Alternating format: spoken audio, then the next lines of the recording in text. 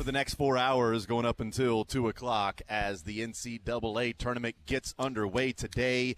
Day one of the NCAA tournament. We are about an hour and 5 minutes away from tip-off in Lexington with Louisville taking on Creighton.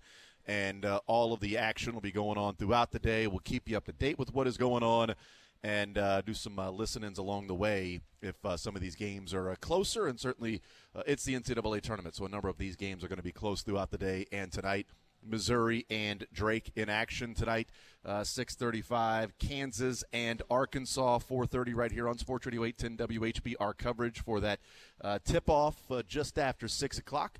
So it'll be 4:30 coverage right here on Sports Radio 810 WHB with Brian Haney and Greg Gurley getting ready for that call in the pod of these Hall of Fame coaches in Bill Self and John Calipari and Rick Pitino that has been much discussed. We will talk with Matt Lane today an hour from now. We will get his thoughts on some Kansas City Chiefs, some NFL football, what the latest is with the Chiefs, his thoughts on the latest with the Chiefs, signing of Juju Smith-Schuster and Kareem Hunt and Jerry Tillery, and what that means for this Chiefs team, what they may be looking at in the draft, if things have changed, and all of those different topics we'll be talking about as we are, about a month away from the NFL draft right now. So we will be we'll be certainly as the weeks go on honing in more and more on that. 913-912-4810 is the text line to be a part of the show. 913-912-4810 is the text line. We are hanging out today at a fantastic spot to get all of the action for the tournament that's going to get underway an hour from now. It's Chicken N Pickle. We're at the North Kansas City location of Chicken N Pickle, and they've got the great specials going on. Lunch special, $12.99 with an entree and a drink. They've got tons and tons of TVs. I've got, right where I'm sitting, 1, 2, 3, 4, 5, 6 different TVs that I can see. So plenty of spots. There isn't a bad seat in the house. You can play a little pickleball while you're hanging out and watching some NCAA tournament games as well. So Chicken N Pickle, our location today. We'll be at the 135th Street location in Overland Park tomorrow, but today here in North Kansas City as we're hanging out getting ready for the NCAA tournament to start and all of the action going on throughout the day today. And again, Louisville and Creighton getting it underway with a home game for Louisville in Lexington. Beer. Yep. Bourbon. That's right. Basketball. Right. Ball. Pickleball, but it doesn't start with a B. Battlestar Galactica. Bears. Beans. Beets. Battlestar Galactica. And basketball. And pickle. Pickleball. Pickle. And some games like Biberty going on today. I mean, is Biberty playing today against Oregon? Is that Biberty and Oregon game taking place today? I don't know. Let me look at my handy-dandy. No, Biberty plays tomorrow. Huge Chicken N Pickle guy. This exact location is where one of my good friends actually ended up having his first date with his wife, and I was there. Shouldn't have been there, probably. Honestly, I probably shouldn't have been there. But not his first date. First time meeting his girlfriend's parents, and I was there. We were doing trivia up here, and I said some absurd things, and they ended up getting married. So I like to think I played a part in that. Because of my absurdity, you they played bonded over that was the dumb things I said, and then they got it culminated in their marriage. So I think I really am the matchmaker here. Yeah, she realized that was the sickness part, sickness and in health, and so she was like, well, if I can get through his sickness of being friends with Sterling, then I guess I can get through anything. It's a good call. We have now mastered all of this together. But, yeah, Chicken N Pickle is our location today. You can come out and say hi, and we are getting you signed up to win a foursome to Adams Point Golf Club. So you come down to or up to or over, depending on your location, to Chicken N Pickle and come here, sign up, fill out the registration form. We don't need much, just name, I think email, phone number, social security number. That's all we need, really. And then whatever the questions are that your security questions on those things. Of course. Username, password to your bank account. You fill that out, and before the show, we're drawing at the end of the show, right, Marucci? We're drawing at the end of the show for the foursome. Okay, so you got to be here to fill it out. You don't have to be here to be present to win. You don't have to be here to receive this present of a foursome to Adams Point Golf Club, but you do have to be here to fill out and register for this, and we'll do the drawing before the show is over today. So we will give that away to only people that have stopped in. So if you're in the area, stop in, say hi, grab some food, watch some basketball, take a half day, sick day, whatever it is. You know what? Take a health day. Just take a vacation day for yourself. I'm not going to take a sick day. I'm going to take a health day. I feel so good. I'm going to take off work. I'm too healthy. The That's doctor right. said I was too healthy. Right. And you know what? Spring has sprung. First day of spring, and, it may not feel like it did a couple of, I was going to say weeks, days, a couple of days ago. Yesterday morning. But you got that high of 51 today. It's all good. It's just coming. You know what? The action will heat you up. The action will get your blood flowing and ready to go today. So we've got that going on at Chicken N Pickle today, and that foursome to Adams Point that will be given away today in the show before the show is Great over. golf course. I never played Adams Point. I love Adams Point. Worked off of Adams Point for a summer, but never actually played Adams Point Golf Club. So heard nothing but great things about it. So so there you go. So we've got that given away. We're giving that away today as well. All right, let's get into the show. 913-912-4810 is the text line to join us. And the matchup's getting underway today. And, we get excited and we're ready to go. And, that first game tips off an hour from now. And I want to go through and get, before the tournament starts, for me, you, Dylan texted me his Final Four teams. So just to see where we're at on the teams we think that will make it out of their region, Dylan, I'll tell you, has his Final Four teams are Duke, Michigan State, Florida, and Tennessee. You can just put times two. That's the yours? exact same one I have. Well, bummer, Dylan. Mine's Duke, Michigan State, Florida, and Houston. I've got 3 number ones and a 2. I don't care. I know it's it's not sexy enough. It's not. That's fine. That's what I think. Those are the teams I think are going to win the games. We'll see what happens. So I guess we're not far off. We 3 of the 4 teams we have the same going to the Final Four. That sucks. None of them are going to make it then. Every single one of those teams are going to lose in the Sweet 16 now. I have a lot of random teams in the Sweet 16, like Ole Miss and Liberty and Gonzaga and Clemson and Mizzou. Clemson. Kansas in the Sweet 16, Maryland. Yep. I got my Sweet 16's pretty full of larger numbers, and then I think they all lose. Maryland's not a large – Maryland would be playing to their seed by going to the Sweet 16. Okay, well, fine. Missouri, I've got Kansas, I've got Florida Clemson. I got Florida making the round of 32. I got Florida winning in the first round. You son of a gun.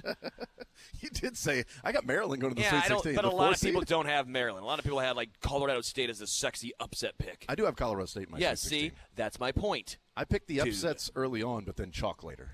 Yeah. That's my way of going about it. And you know what I've never done? One.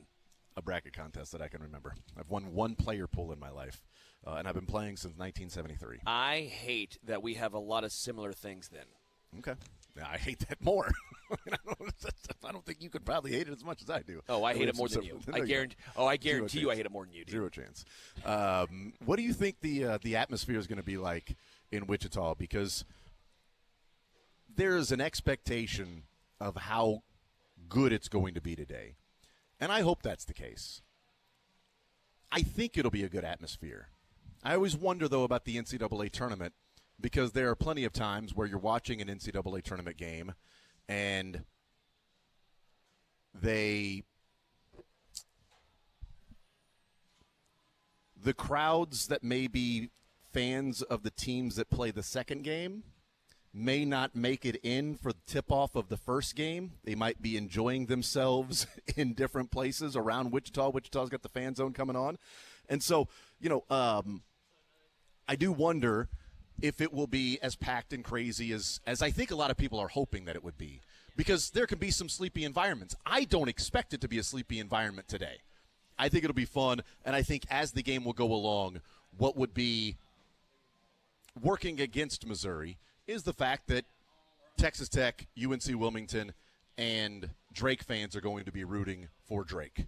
If Missouri was the second game, Missouri and Drake were the second game, then I think you might have more of an even split in the rooting interest. Sure. But I think it being the first game, you've got Texas Tech fans and UNCW fans that may be there. I'm not sure how many UNC Wilmington fans will be there. But any of the fans that are there that'll be there and excited to, get the basketball underway will be rooting for the upset, because that's what happens. And I think it will be imperative today for Missouri especially. We'll talk about Arkansas and Kansas. But I think for Missouri today especially, I think it's imperative to get off to a good start. Because if you are playing a team like Drake that has the ability to slow it down the way that they do, that has the ability to limit possessions, and most people around basketball will tell you the easier thing to do between the two styles of basketball is to slow it down rather than speed it up. So you can always take the shot clock down to 30 if you're playing a slower game. You know, speeding that team up is tougher to do if you're on defense and they're wanting to be methodical on offense. So how do you speed a team up? You get good defensive possessions. You get out and run. Maybe you run some full court press to try to get them frenzied a little bit. But this is a game to where if Drake gets into their style and they take an early lead, 5 to 7 points can feel like double digits when it's a limited possession like this. Like Drake plays. It can feel like it's a larger deficit. And what happens then is if you feel like it's tougher to score and we're getting minimal possessions and maybe we've wasted possessions along the way, then you start to want to hit a 6-point shot every time down the floor. Sure. And that's how it feels like some of these things snowball. Virginia is not 20 points worse than UMCB. I think that was the UMBC. UMBC. Yeah, I got it. I was close. I knew it was close. I knew it was Maryland. UMBC. University of Maryland, Boston College. University of Maryland banking community, actually. There's a whole bunch of bankers. That's what it is. Weird. Agriculture and mechanical. Yeah. I knew I was close. They're not 20 points worse than that team. But in that game, that other team got off to a good start. Virginia started panicking. And then they just let go of the rope because it was like, oh, my God, what's happening? I don't expect that to be the case today. I got but some I do pushback, think, man. Well, that's great. But I do think it's easier, in general, in theory, to slow the game down than it is to speed the game up. Because if I've got the ball on offense, I can just run some motion, some passing game, and then, take the best shot that's there, but oftentimes it's not going to come in the first 10, 15. I'm not going to run a fast break and then, go 1-on-2 and try to finish at the rim if I'm Drake. Sure. But for me, those teams like Virginia, it's why I think Houston, for example, this year is in the same boat. It's why I don't like Drake come March Madness time. Virginia obviously won a title doing it this way, but I think that is the outlier because they have to. They have to start relatively quick and make sure Missouri does not score. Because if Missouri struggles, that's okay. Missouri can still score. We know they're going to put up points. They've scored 81, 85, 83, 84, 93 in the last 5 games. Mm-hmm. They're one of the best offensive teams in the entire country. If Missouri starts off poor, I am not worried at all. If Drake starts off poor, then they should worry because they are the team that would have to speed up to try and catch up to Missouri, which that is not their game. Things have to go perfectly for Drake. It's the same thing when Virginia won. Things had to go perfectly for them. It's why I don't like Houston this time around. It's why I like Gonzaga over them. I like teams that play quicker. I like teams that can make the other team try and have to force shots because if those teams get down, the odds of them coming back are so much less. If Missouri gets down, I'm not worried about them coming back. They have a plethora of scorers on this roster. But if there's limited possessions, though, that's the concern, is if you fall behind and there's limited possessions. But Missouri's efficient offensively, too. It's not just that they score a lot of points because they're quick, because they're also efficient. Drake isn't really the most efficient team. If they get sped up at all, their turnover margin doesn't look bad because they average, 10 turnovers a game. Well, when you have limited possessions, you look at the turnover differential or the percentage of it, they're actually not a team that takes care of the ball very well. Again, Drake is 30-3. I'm not trying to discredit them. I'm not trying to take anything away. They deserve to be here. I just think they are a horrible matchup for the Missouri Tigers. Missouri's a horrible matchup for them. Missouri's a horrible matchup for the Drake Bulldogs. I just every time I break this game down, every little aspect I look at, Missouri has the advantage. For Drake, and the advantage for Missouri is if Drake's going to turn the ball over, and they do turn the ball over, if they turn the ball over, it can't be live ball turnovers. It can't be steals because that's how you start to speed up the game. That's how Missouri's going to get their easier buckets. If Drake's going to turn the ball over, just punt it into the 15th row. If you're going to turn the ball over, might as well just kick it out of bounds and go play defense. Yeah. Live ball turnovers will hurt them. And Missouri goes and turns you over. They want to frenzy and and try to speed teams up and play the different defensive matchups and styles that they play. And we'll hear Ben McCollum talk about that as well. So I think it's an interesting matchup because it's the two completely different styles, which has been the common conversation. But I do think, to your point, so much of what feels like the national rhetoric around Drake, and I'll go back to Monday. I'm pissed that it's Drake versus Missouri, but whatever. So much of the national conversation and rhetoric is, well, this is what Drake does, so we're going to automatically assume that Drake's going to be able to do that. Yes. Now, how does Missouri win? Well, it's going to be tough for them to win because Drake's going to do this. Drake wins. I've got the 11 seed over the 6 because this is what Drake does, and Missouri does this, but Drake's going to do what they do. It seems like it's just an assumption that, well, Drake does this, Missouri does this, but Drake's going to be able to do what they do. And I get it because the adage being it's easier to slow a team down. So then Drake is going to play their style. But Drake has also had some games where they've had to play some higher possession games from time to time. Okay. Then, there is a chance that certainly Missouri can speed them up. And Missouri is a team that wants to play fast. So to your point, and to really the disagreement to a decent number of the national analysts out there, in that this is what Drake does, they're going to do that. How's Missouri going to win? Given the fact that Drake's going to do everything that they do well, which is going to work at the adverse against Missouri because Missouri doesn't do some of those things well. So, therefore, Drake has the advantage in this game, even though they're almost a touchdown underdog in this game. Yeah. And, by the way, 7, 8, 9, 10-point underdogs win all the time in the NCAA tournament. 100%. So it's not from that standpoint.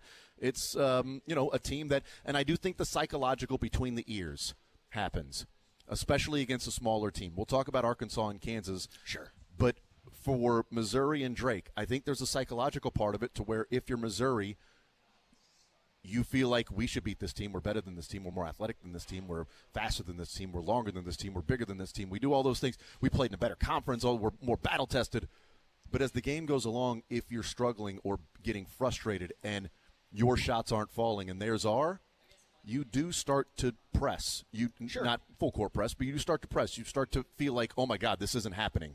No, how are we? No, and then you're not playing your game. You're not playing free basketball. You're not playing where your mind is clear and just playing basketball. You're thinking about things. You're worried about things. And that's how upsets happen, is because you're like, oh, my God, how is this taking place? And the other team is feeding off that, and the crowd gets into it, and we see it all the time in the NCAA tournament. Well, luckily Drake is not this 14 seed. They're an 11. So, yeah. So while, yes, they are a underdog, and a lot of people do have them as the sexy upset under pick, bulldog. I don't think Wichita would turn and all of a sudden be Drake fans. I don't. Well, I see think that 3 of the happening. 4 fan bases are going to be Drake fans today.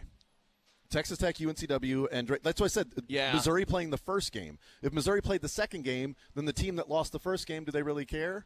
Sure. What happens then? They may leave. They may not stay there to enjoy it. Like if Texas Tech were to lose to UNCW if they were the first game, Red Raider fans ain't staying around to watch some basketball after that. They're pissed. They're walking Fair. out the arena. Fair. But Red Raider fans, especially in the second half, because those fans are getting there to start to get Sure. in the basketball mode. And if that's a close game or Drake has a little bit of a lead, UNCW feels, hey, we can knock off Texas Tech, and if we do, we'd rather play Drake than Missouri, so let's root for Drake. Texas Tech, hell yeah, we'd rather play Drake than Missouri. That's an easier chance for us to win. Let's go Drake. And then the Drake fans as well. So that's how you get the energy in the arena built up and feeling like that and going in sort of against 3 of the 4 fan bases are rooting against one. And that's where Dennis Gates is right, where it's imperative and it's on the Missouri fans to go and show up. Yeah. Because the Missouri fans will be the only fan base that's rooting for Missouri today in that arena because they're the first game. The last 5 games for Drake, they have won because, of course, they're 30-3. So, of course, they have scored 63, 57, 70, 68 in an overtime game in 65. You ain't keeping Missouri to 65. The point I'm trying to make here is Texas A&M was. Texas A&M kept them to 67. I'm sorry, I don't think Drake's going to be as good defensively as A&M. The point remains here. They're going to have to speed up a little bit, and what happens when Drake gets sped up? Because you're not keeping Missouri to 63 points. Yeah. That's just not going to happen. We'll take a timeout. We'll come back. We are hanging out at Chicken N Pickle. I want to talk about Kansas and Arkansas because the Cinderella, David, Goliath aspect is not there with Kansas. That's there almost every year they're in the tournament. I mean, every year Kansas is in the tournament. This is the conversation we're having, like Missouri and Drake. We're having that conversation about Kansas in the first round. Like, that's the common discussion. That's not the case this go around. And so, and even in the second round, it's not like, well,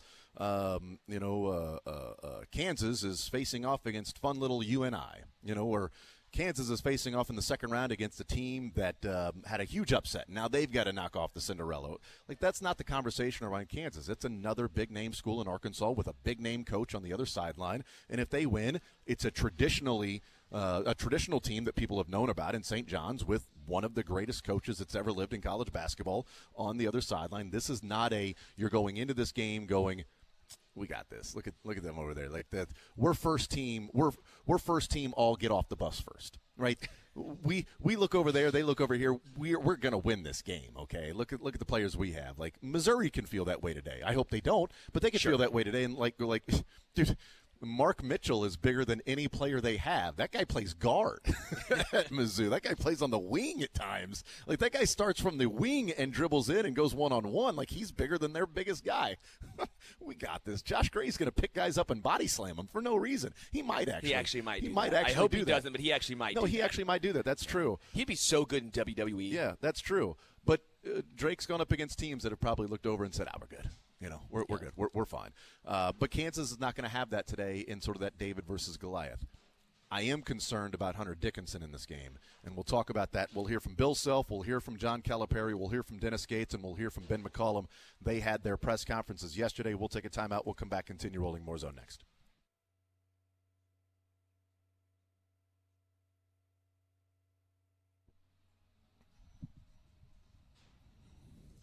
Hey, man, if you're out there and you happen to be in your, 40s, 50s, 60s, depending on, what age you are, and if you might be suffering from different symptoms that could be related to low testosterone. Look, man, it's the tournament. People are getting excited for the NCAA tournament, and maybe you don't need testosterone replacement today to get those energy levels up, to not have brain fog, to feel refreshed, to go and hang out because the tournament's going on. But what if it's just a regular generic day and you might have those low energy levels? You might have the brain fog. You might not be as productive at work. You might not be sleeping as well as typically you are. The sex drive may be gone, that decrease in libido. All of those things could be related to low testosterone. Well, Heartland Men's Health can help and let you know what your testosterone level is. You can take the low T quiz on their website. Go to heartlandmenshealth.com. Simple 10-question quiz. Yes, no answers. Takes 2 minutes. Schedule a consult with Heartland Men's Health. They'll do your lab work, have your results within 30 minutes. A licensed medical provider will review your results with you, discuss your options, help you make the decision together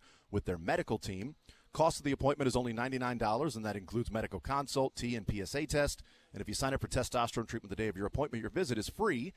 You can be back to having higher energy levels and better gains in the gym and sleeping better, waking up feeling more refreshed and no more brain fog, some of those things that could be related to the testosterone level. Heartland Men's Health is successfully treating men. They have been for a while. They continue to do that in the Kansas City area. 3 locations to serve you: Overland Park, Independence between Blue Springs and Lee Summit, and North Kansas City location. Call them today at 844-447-6600. Tell them you heard about it right here on Sports Radio 810 WHB.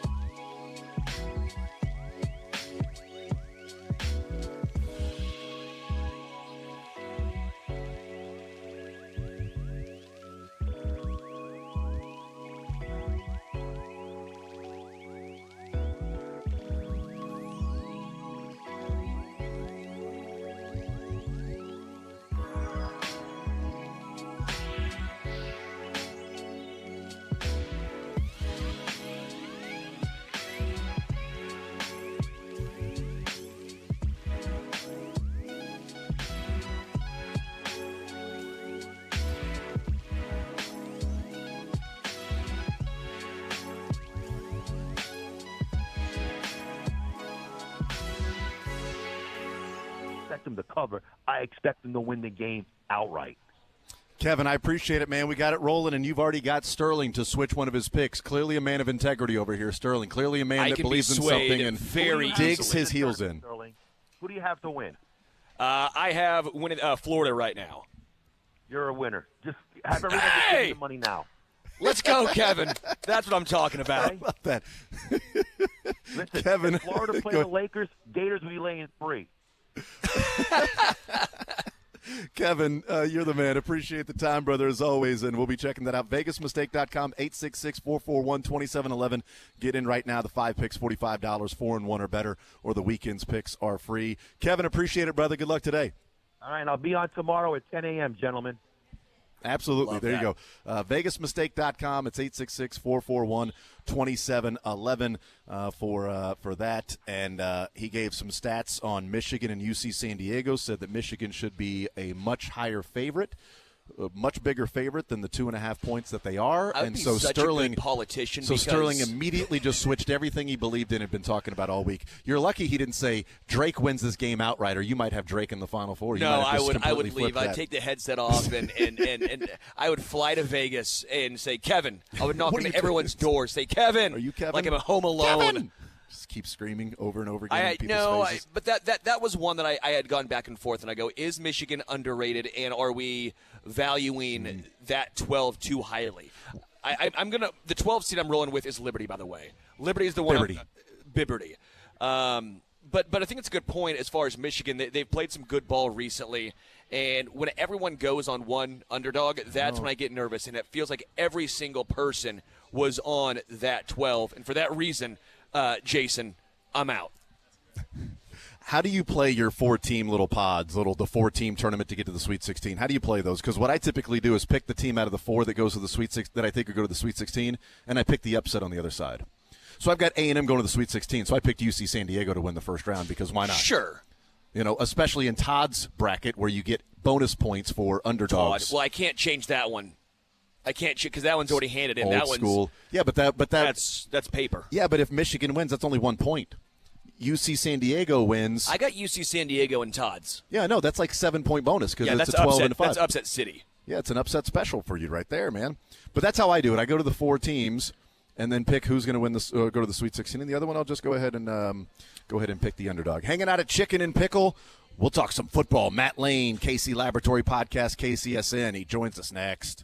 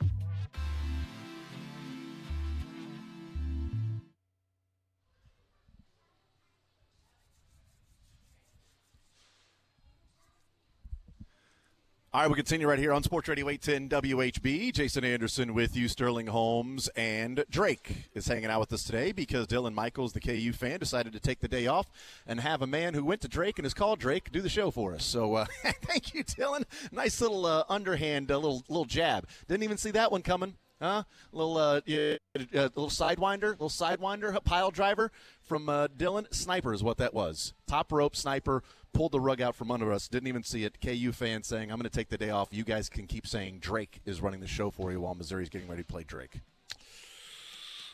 Appreciate you, Dylan. I mean, with friends like that, who needs enemies? You know what I mean? But no, Drake does a fantastic job, and we'll see what happens today. And if Drake wins, then I will become a huge Drake fan on Saturday. I may even go down to Wichita and watch him play. Probably won't, but you know what I mean.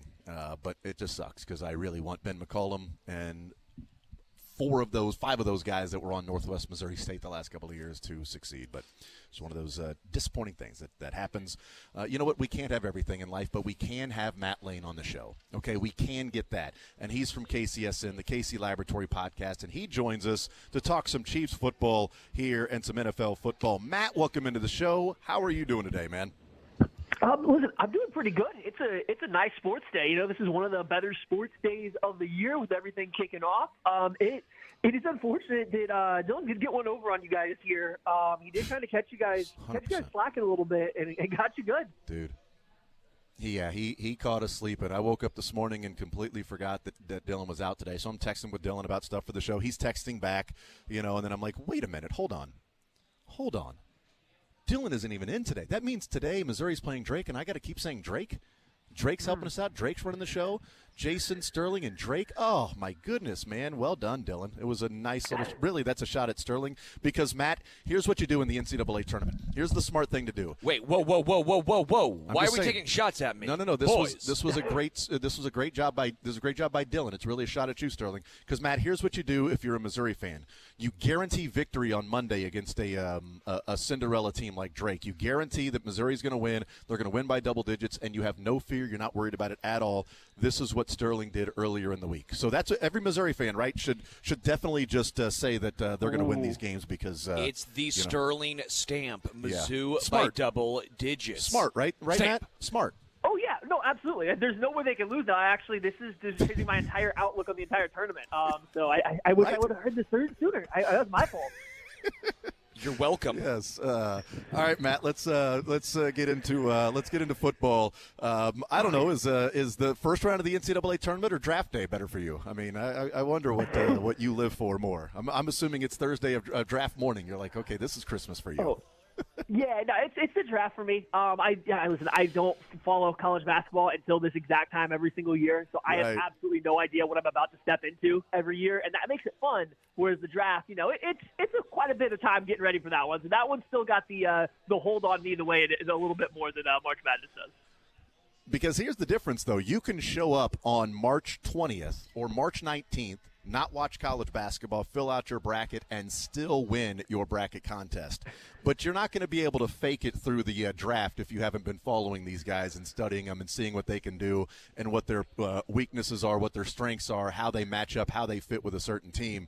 That's something you got to follow and keep track of, and that's why we use you guys in that draft guide. That's close to coming out, right? Are we close to releasing that thing? April 7th, yeah. KCSN Draft Guide is out on April 7th. You can pre-order it now at kcsn.gumroad.com. And, yeah, I mean, you can get it. It's out there. You can pre-order it. It comes April 7th. I mean, we're over 300 grades. You get all of the Chiefs-specific write-ups. And I say it every time I have to plug anything. If there's one thing that I do that I am very proud of, that I'm very happy to plug, it is the KCSN Draft Guide because I like the idea that not many people can get team-specific stuff. If you're a Chiefs fan, you want to follow the draft, or even after the draft, and just be kind of like, who did the Chiefs get? Do I need to know a little bit about them and not just, hey, this is how much they weigh? Because that's really what I care about. That's what we kind of decided to do, 6-7 years ago now. That's what we aim to go for, and I feel like we do a pretty this time of year.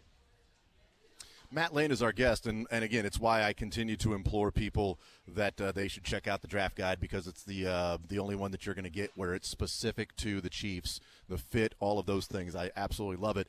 Let's talk about a couple of signings, and then we'll get into some big picture things with the Chiefs. Juju Smith-Schuster and Kareem Hunt, we'll separate that from Jerry Tillery. What did you think of bringing Juju back and bringing Kareem Hunt back?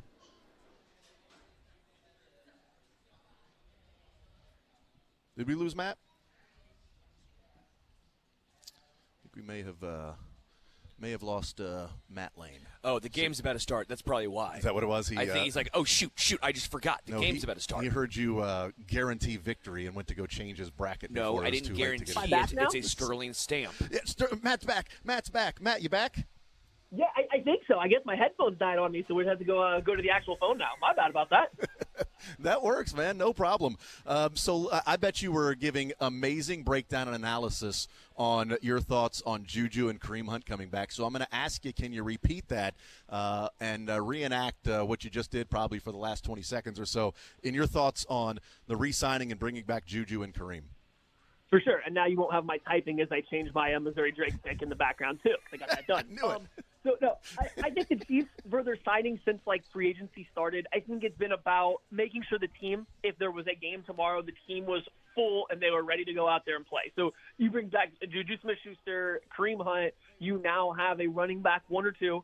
You now have your wide receiver 4, maybe. If Rashee Rice isn't ready to start the year, he might be more of your wide receiver 3. But you're starting to check off these boxes. You're filling holes on the roster, not necessarily of guys that you want to rely on or guys that you want to play significant roles, but guys that you know that you can trust to go out there and play those spots if they absolutely have to, if the game was tomorrow. So that way, when the draft does come around in the future, or when cuts do come down later on from NFL teams as they round out their roster, you can still get better there. You can still look to improve, but you're not locked into having to fill any of these positions when you could have gotten them done already. So it's just kind of like, dotting their I's and crossing their T's before you get to those bigger moments.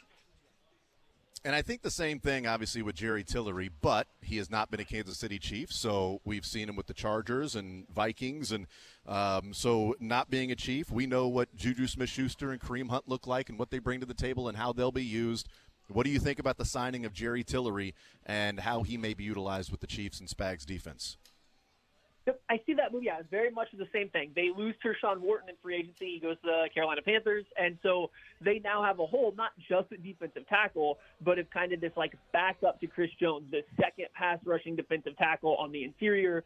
And they just kind of got to figure out, what are they going to do with that? And same thing, you don't want to go into the draft or the later part of free agency where teams are on cut down day and know that you have to fill that position again. So you go out and you got a guy like Jerry Tillery who, hey, listen, they've seen a lot of Jerry Tillery with his years with the Chargers and then the Raiders before this last year with the Vikings. They know a lot of what he can bring. So while he hasn't been a Chief, they have seen him as much as, any other defensive tackle over the past 5 years, just given how many times they played against him being within the division.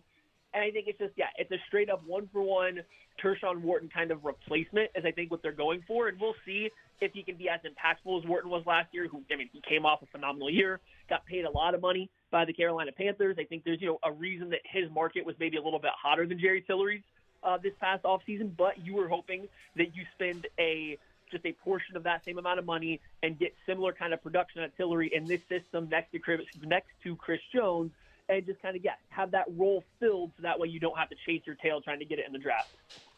Yeah, I like the move. We'll see what he ends up being. I know there's Chargers fans that are having fun at the pick and laughing at it and things like that. I do think it's funny, though, from this standpoint, Matt, in that going back to 2019, if you said the Chiefs got Jerry Tillery, there would have been a lot of people leading up to the draft that would have absolutely lost their minds and been so excited and pumped about it, because the prospect of him coming out of Notre Dame and what he put him next to Chris Jones and, man, just dominate defenses or offenses for years. And now it's 2025, and Jerry Tillery is a Chief. So a lot of people got their wish from 2019. Jerry Tillery from that draft class, Christian Fulton from the following draft class. If you want to know who's on the Chiefs, free agency list next year, just go find whoever the most popular player was in the 2021 draft class for the Kansas City Chiefs that they didn't get, and just go ahead and pencil them in, because that's who they're after.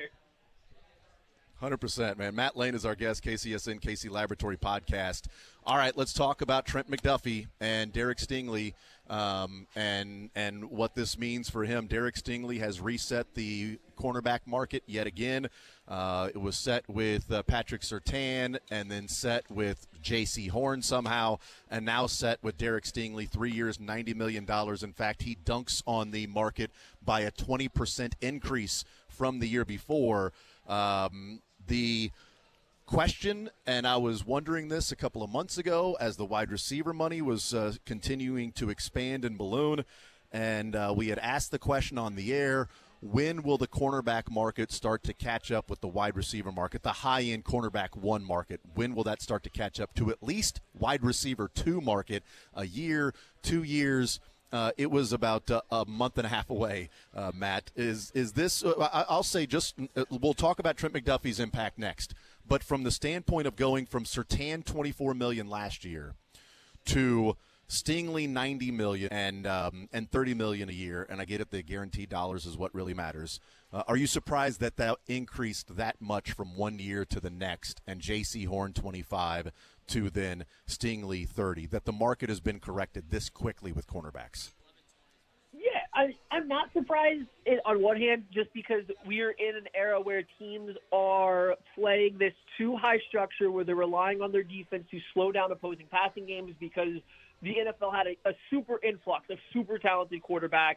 The spread game was catching fire. They were learning how to beat the cover 3 Seattle-style defense that was slowing everybody down. So the offense took off, the passing game took off, and now defense is catching up, but they're realizing, hey, in order to do that, to stop passing games, we need these talented corners that can go out there and change the math a little bit. They can stop these really good wide receivers who we think are worth $40 million a year or whatever Jamar Chase got paid, right? And if you have a player that you feel comfortable that can stop him or slow him down, you do at some point in time have to start closing the gap on what those two positions are being paid.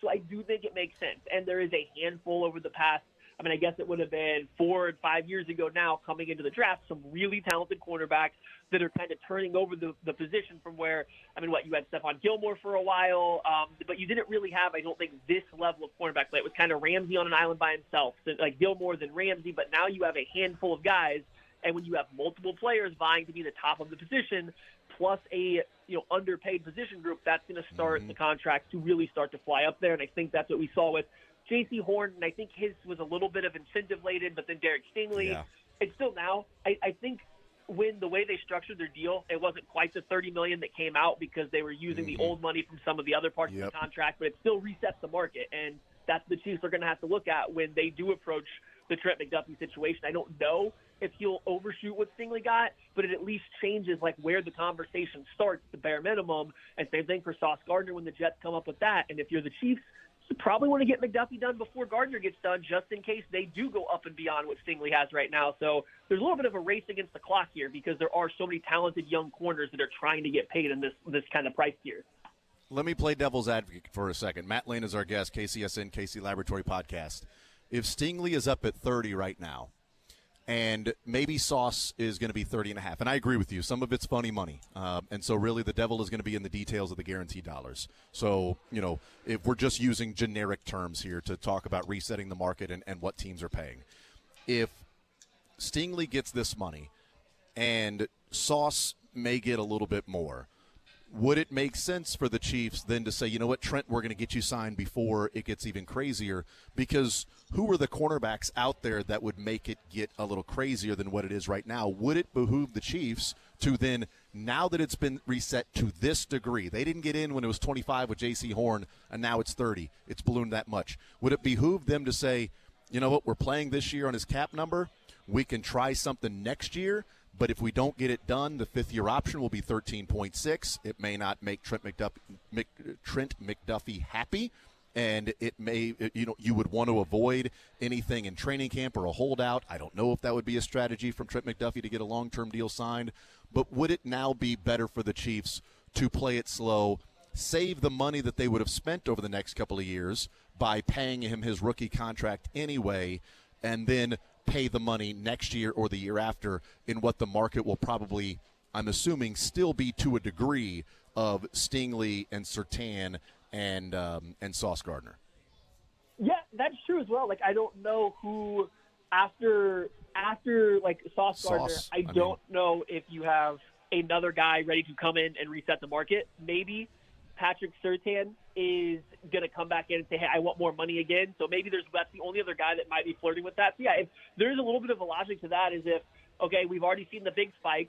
Sauce Gardner's probably going to be right around the same amount of money today no matter what. So if we don't get it done, if we don't find a deal that we deem not team-friendly, but that works for both sides, we can just play this out to where we can use the fifth-year deal, where technically after that you can use the franchise tag. Like, they have a lot of control that they can put over Trent McDuffie for the next few years. And, again, it might not make him the happiest, but if it comes to the big payday at the end, how will maybe that'll still be okay. So, yeah, there is a little bit of a logic there because I don't see, outside of Gardner having a great season and then going way above and beyond where Stingley is right now, or Patrick Surtain deciding, hey, I'm worth more again, give me more money, there's probably not another big spike coming in the next 2 to 3 years. And so, yeah, you might have a little bit of a runway to flex the little bit of leverage that Chiefs do have left in the situation.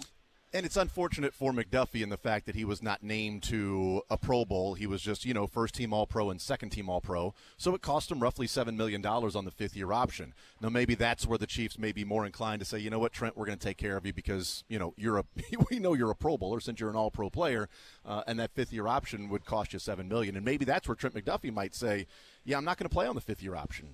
I played through the first 4 years, and I want a long-term deal. And so, I want to be taken care of and get the money that I feel like I'm worth. And I think, I do wonder the next part of it, Matt, would be, are the Chiefs in the market then to pay Trent McDuffie what he wants? Or is there a L'Jarius Sneed future on the horizon for the Chiefs? Yeah, I really hope it's not the latter. I really hope they are willing to pay Trent McDuffie. McDuffie entered the league a good bit younger than L'Jarius Sneed did, so you don't have any reservations from his age in terms of maybe falling off or being out of his physical peak throughout the life of this second contract. He also hasn't had an injury history at the same way that L'Jarius Sneed did. I think it came out that there was some questions about the knee, L'Jarius Sneed's knee. So it does seem like there are some other circumstances that could have played a role in L'Jarius Sneed and the Chiefs not being able to see eye to eye. So you hope it doesn't go that route, and you hope that they continue to build this defense around Trent McDuffie because, Chris Jones isn't going to be a dominant force forever. At some point in time, you're going to have to find a centerpiece for this defense, and it's kind of hard to do that as a cornerback, but you see teams around the NFL doing it, and I think Trent McDuffie is right there at that level. So he should be the guy, the homegrown guy, the guy you drafted, you traded up for. You can do that for him, especially in Steve Spagnuolo's defense, especially if you have enough outside corners that allow you to move Trent McDuffie inside and outside to weaponize everything he does well. So I do think they will very much attempt to pay him. It's just a matter of can they find that deal that works for them. I will say this year, getting it done this year seems like a long shot just because they're already top 10 in cash spending for the year, which is abnormally high for them. They are usually in the bottom half of the league in cash spending per season.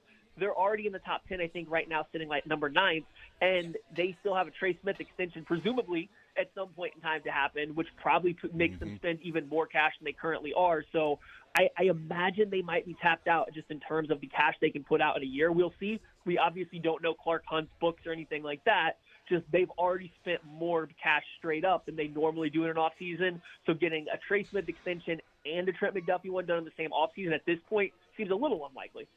Yeah, I'm with you on that. Matt Lane is our guest. As it pertains to the draft, the Chiefs signed Kareem Hunt, and now they have and Elijah Mitchell as well. So you would, in theory, say, okay, they've got Isaiah Pacheco, they've got Elijah Mitchell, they've got Kareem Hunt, they've got Carson Steele still on this team. Does that mean they are more or less likely to take a running back? Or I should say maybe not more likely, but less likely to take a running back in the draft? Or would they look at it and say, Pacheco's got a year left, so you don't want to replenish that spot. So what do you think about running back in the draft, even with the Hunt and Elijah Mitchell signings? I don't think that either of those running back signings have much of an impact on what the Chiefs would do in the draft at running back. Now, I already had this feeling. I would really like the Chiefs to go running back early in this draft. I think it's very good, especially at the top end. But I think there becomes a certain point where are you just getting another guy to add to the room versus a guy to take over the room? And we'll have to, as we get closer to the draft, we can discuss that. But I don't think Kareem Hunt or Elijah Mitchell at this point, looking at their contracts or what they are in their career, stop them from taking one of those top guys. If they have a value that they love at pick 31, if they have a guy that falls a little bit that they love, at 63, and they want to take that guy right then and there, I do not think that those players being signed to those contracts have any impact on that whatsoever. But I do think it makes them feel okay waiting until later in the draft. They know they have people that they can put out there, and in a perfect world, Kareem Hunt and Isaiah Pacheco provide enough of a 1-2 punch like we saw last year to function and to allow this offense to function. If Elijah Mitchell is healthy, he gives you that dynamic element that you felt like you were missing last year. So if week 1 comes around and they don't add anybody else, I think they feel accepting of what they have, but I don't know if it changes what they are going to do in the draft leading up to it. Matt Lane, KC Sports Network, KC Laboratory Podcast. I know this doesn't have to do with the Chiefs specifically in team or players they sign, re-sign, or draft, but the Bengals go and give the extension to Jamar Chase and T. Higgins. Obviously seemed like that was becoming and did become a package deal, and it kind of feels like it was 3 or nothing. Either you sign Jamar Chase and T. Higgins and keep Joe Burrow happy, or you don't sign those two and then Joe Burrow asks for a trade. So it kind of felt like it was a package for all 3 of them. But are you a fan of that move? Are the Bengals making a mistake? Is it short-sighted to keep those 3 together moving forward for at least the next 2 years? T. Higgins' contract is really a 2-year deal, but also to change the strategy that they have, which is smart, to finally change the strategy they have of guaranteed dollars after the first year. What do you think of the move the Bengals made, and would you have been in favor of it if, let's say, you cover the Cincinnati Bengals or a fan of that team?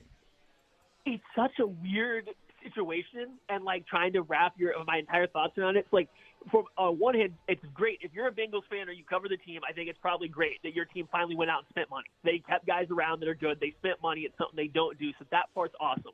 It's also really awesome that they kept a very fun trio of players together. No matter what, Joe Burrow, Jamar Chase, and T. Higgins are fun when they're on the football field together. They are going to sell tickets. They are going to get people to come watch games, to tune in for the games no matter what. So, like, from that aspect, I absolutely get it. From trying to win a Super Bowl, though, like, you go back to when they actually made the Super Bowl, it was because they had a defense that was able to stop teams in the playoffs. They got timely turnovers. Well, guess what? They've lost their best players from that defense. We'll see what happens with Trey Hendrickson going forward. But, like, they lost Jesse Bates. They've lost, DJ Reader. And now they've lost a defensive coordinator. They kind of masterminded the whole thing on the back end. And then besides that, they're running back a team that missed the playoffs last year. So, like, they're just getting worse and worse on defense. They haven't really made any strides to be better based on, what we think we know about Lou Anarumo at this point in time. And so if I was looking at through the lens of we have to go win a Super Bowl, I'd be nervous. I'd be nervous that the outlook of this team is going the opposite direction of how we did find success in the past. But at the same time, you're the Cincinnati Bengals. Like, have fun, make some money for a little while. If this is what it takes to spend money and, like, actually keep people around and get people in the building, I think ultimately you just come down to maybe we aren't a Super Bowl team, but we're going to be really fun to watch, and that's going to be good for, like, the long-term health of the organization on some level. So maybe it makes sense from that aspect. So I'm just a little torn on it. Yeah, they lost 3 games last year in which they scored 34 or more points. Now they weren't 0-3 because they had other games where they scored 41 and things like that. But scoring 34 or more points, looking back to their run through and making the Super Bowl. Let's see. Their losses were scoring 17, scoring 22. They lost 34-31 to the Jets, so they scored 31 and lost. They scored 16 and lost, scored 22, scored 23, scored 16 and lost, and then scored 20 against the Rams in the Super Bowl. They got to 30, and they won all their games except for one on the road at New York when they lost 34 to 31 in that particular game. So, to your point, they were a team that used their defense to make the Super Bowl. And so, look, we'll find out what ends up happening. But it's going to be a case study. I know that because it's also a quarterback wielding his power and telling the organization, here's what you need to do, or this might be Carson Palmer Part 2. And the organization said, we're not going to go down that road. The quarterbacks, like, it's essentially what Eli Manning saying, I'm not going to play for them. Like, quarterbacks haven't quite used this much power at this level before. It doesn't get talked about because he's already on the team. People are seeing it as a good thing rather than a guy being, like, trying to control the narrative. Like, we spend all this time talking to Shedeur Sanders trying to pick which team he's going to go to in the NFL. Here we have a quarterback on a team saying kind of pretty much, hey, if you don't sign these guys, I'm going to be a problem. And, like, we're kind of looking at it as a good thing rather than a problem. It's weird that it doesn't get talked about as much, the way he acted about this. But, hey, he got what he wanted out of it, so maybe it'll set a precedent going forward that if you're a good player like this, you can do that. Well, and I think you got to have trust with the organization. If you think they're going to do what you think they're going to do, going out publicly and saying those things, maybe you don't have that trust. But having the trust, Patrick Mahomes, I think, clearly has the trust of the organization, because if he didn't, I wonder if Patrick Mahomes would have put his foot down in 2022 and said, "Pay Tyreek whatever it takes. We need good players around here. We need Tyreek Hill. I'll adjust my contract, but we can't let Tyreek Hill go." Well. Do they go to 3 straight Super Bowls? I have no idea what happens if Mahomes says, no, I want to get my way and I want my weapons, and that's all that matters, as opposed to I want 2 through 53 to be as solid as it can be outside of me. I want to win the Super Bowl, not just put up great numbers. I don't know. So I don't. Quarterbacks. It's a case study from that standpoint too. Matt Lane, KC Sports Network, KC Laboratory Podcast. Matt, you're the man as always. Appreciate it, brother. We'll catch up in a couple of weeks as we get closer to the draft. Good luck on your bracket over the next couple of weeks as well. Thank you, sir. Appreciate it so much. You guys have a good one. Absolutely. There's Matt Lane, KCSN, KC Laboratory Podcast. We are hanging out at Chicken N Pickle, where right now Louisville has a 12-11 lead over Creighton. They're playing a neutral site game in Lexington, but not really neutral site game. Creighton now up 13-12. And what has been going on in this game is exactly why I picked Creighton to win, is that Louisville struggles interior with their defense, and Creighton is getting all of their points at the bucket. And Louisville's hitting threes. If that stays with Louisville hitting threes and Creighton not, then, Louisville can win this game. But Creighton also is going to start hitting some threes as well. But they have been finishing around the bucket most of their points. And that's going to, I think, it's going to bring the Louisville defense in and constrict a little bit, which should open up some of the outside lane. And Kalkbrenner is going to be an absolute issue for Louisville today. Kalkbrenner just drove from the top of the key and dunked it and got a foul. So an and one for him. Hey, no play-by-play now, Jason. I didn't do play-by-play. I said what just happened. All right, I'm saying what. Now, if I was doing play-by-play. Hypothetically speaking, if Kalkbrenner's going to drive and get a whole bunch of these, I say? It's Kalkbrenner. What'd I say? We know what you said. What'd I say? There's an L in there. It's not a K-A-C. No, it's like C-A-U-L-K. Like, what do you put in your shower? It's caulk. Right, but that's not what you said. I think it's what you were trying to say. It's just not what you said. I don't know what's going on there, but Creighton and Louisville tied at 15, and now Creighton has the lead 16-15. Drake, it's okay if I did play-by-play, right? If I just – I'm joking. We're hanging out at Chicken N Pickle. We're getting you signed up to win a foursome to Adams Point Golf Club. You got to be here to sign up, so if you're in the area, stop by, sign up, come down, hang out, watch the games, eat some food. They got the lunch special, $12.99 entree and drink. You can get down here. And the second game getting ready to start in about 10 minutes, and that is Purdue and High Point. It'll be your high point of your day if you come down here to Chicken N Pickle. All right, with that one, we do need to take a break. 913-912-48. Purdue, we do.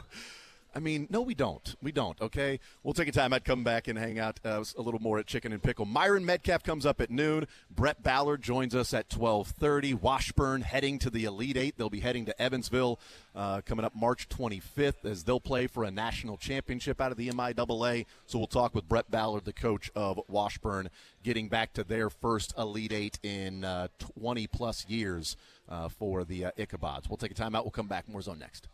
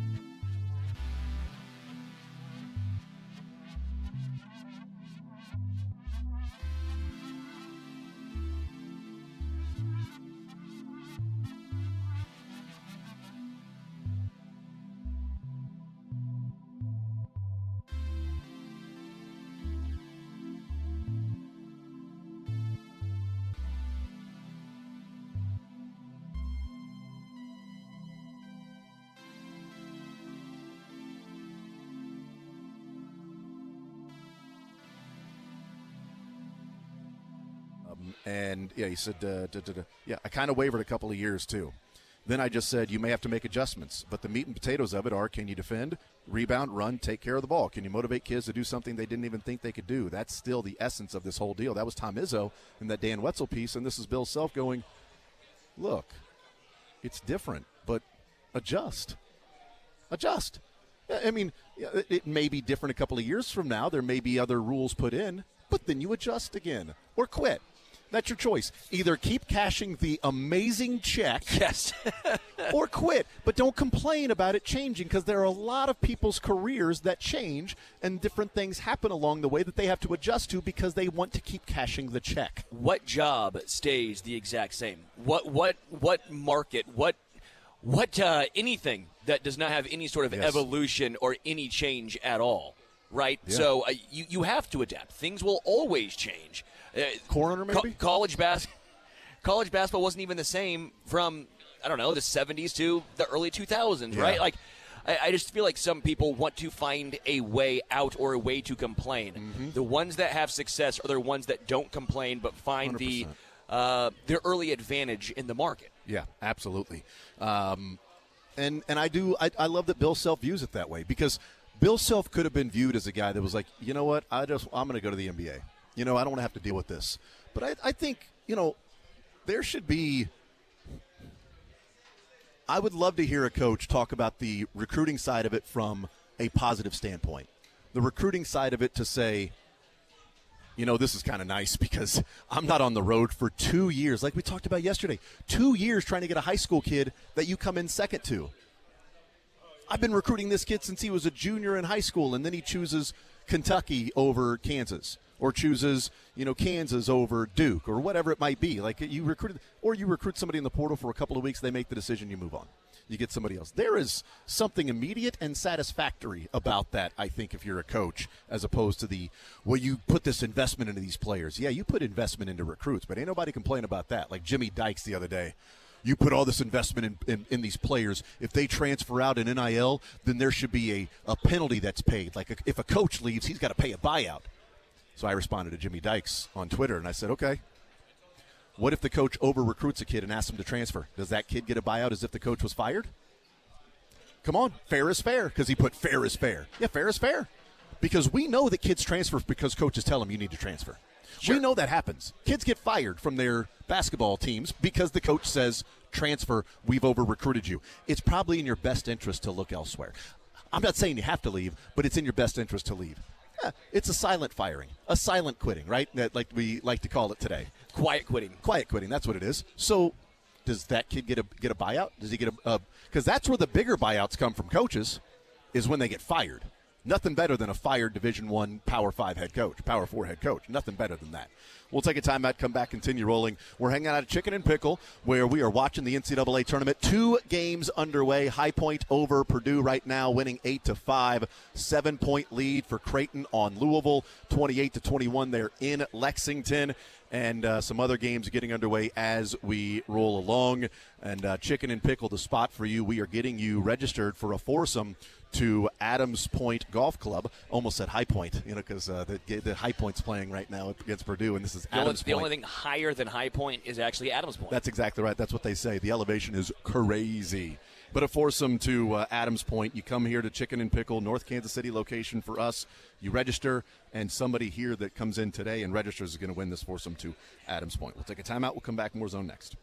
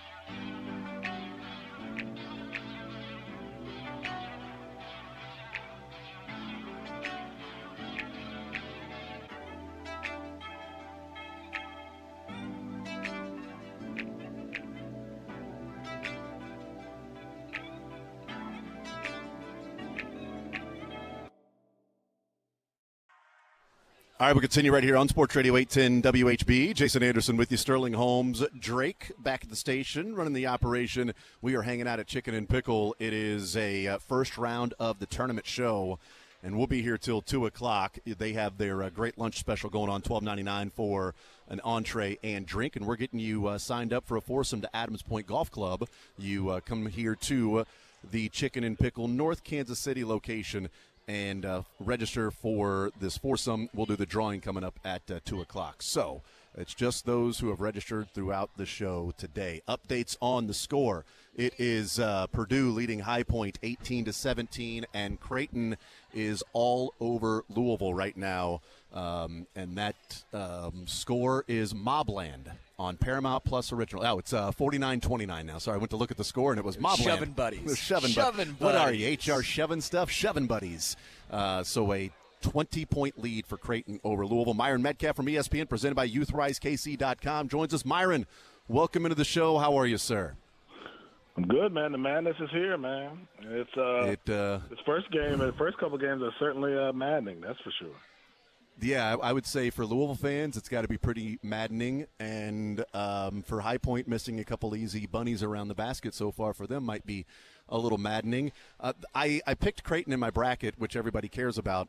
But, Myron, one of the reasons I did is, like, Louisville is a team that struggles against big men, and Kalkbrenner's as good of a big man as there is in the country. And if they were going to constrict their defense, it would leave open shooters for Creighton.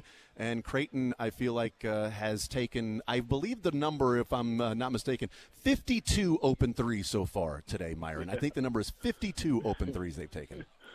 It certainly feels that way. I mean, I think certainly you're seeing the difference in size, between these two teams.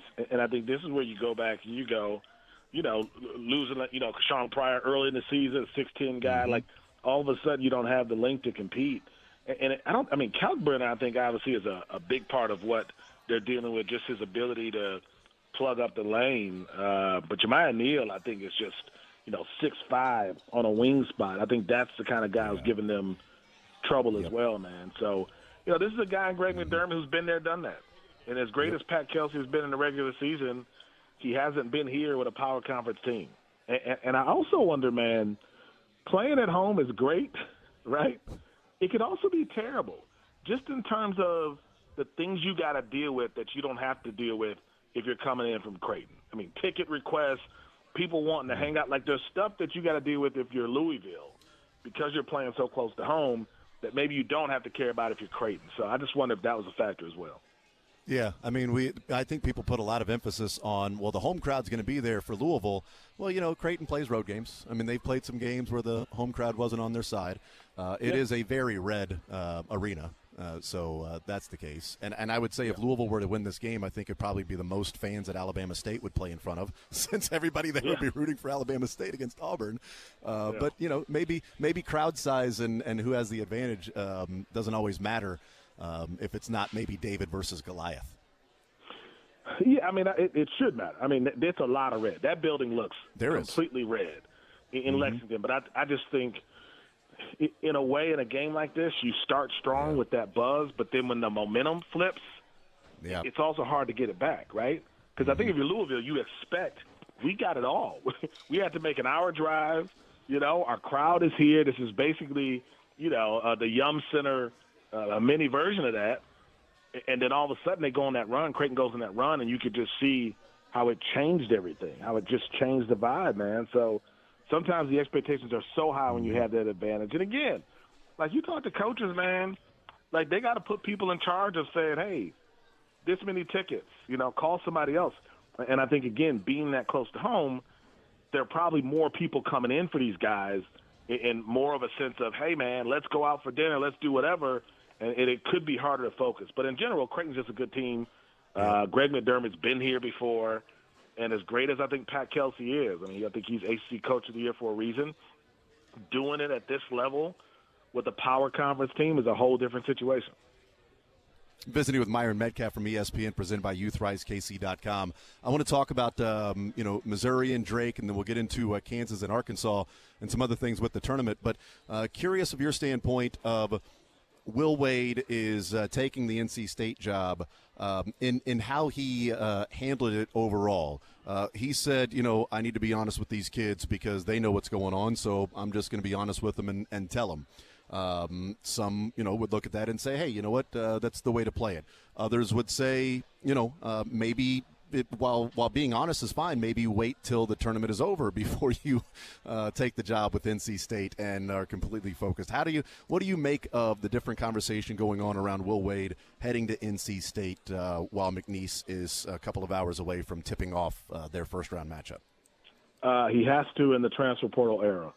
If the portal wasn't going to open up on Monday, maybe things are different, but he has to because, let's say they make a run. Let's say they get to the Sweet 16, right? And he hasn't said anything. Well, now that portal opens on Monday and people don't necessarily know what's going on with that NC State job. And if he takes that job even 2 days later, 3 days later, let's say they lose Thursday, you're already at a real disadvantage. So, I think in this era, we're just going to see more of it. We're going to see more things that feel rushed. We're going to see more things that feel ugly. This Darian DeVries situation that people are upset about. It's like that's the portal era, man. It's going to be ugly because every administration is essentially going to tell these coaching candidates, hey, listen, I know this ain't going to be fun, but we need you here by March 24th. And at a minimum, we need you to at least agree to be here so that people know when the portal opens. Yeah, and we talked about that with Jay Lucas at Duke. A little bit different situation being, associate head coach and not the actual head coach. And it's not like Will Wade is not coaching McNeese today. He is. And I do wonder, I think it could go either way, Myron.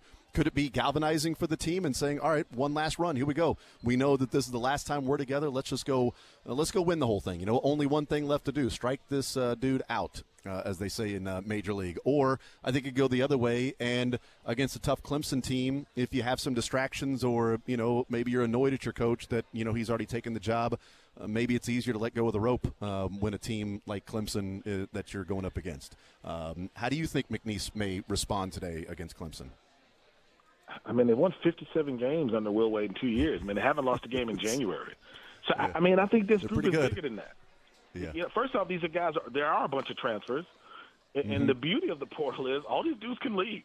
And figure out what they want to do. So it's not like the past generation where your coach leaves and now you're stuck. You got to just wait for the new guys. So they have flexibility in this as well. I don't think Will Wade. This is a surprise to those guys.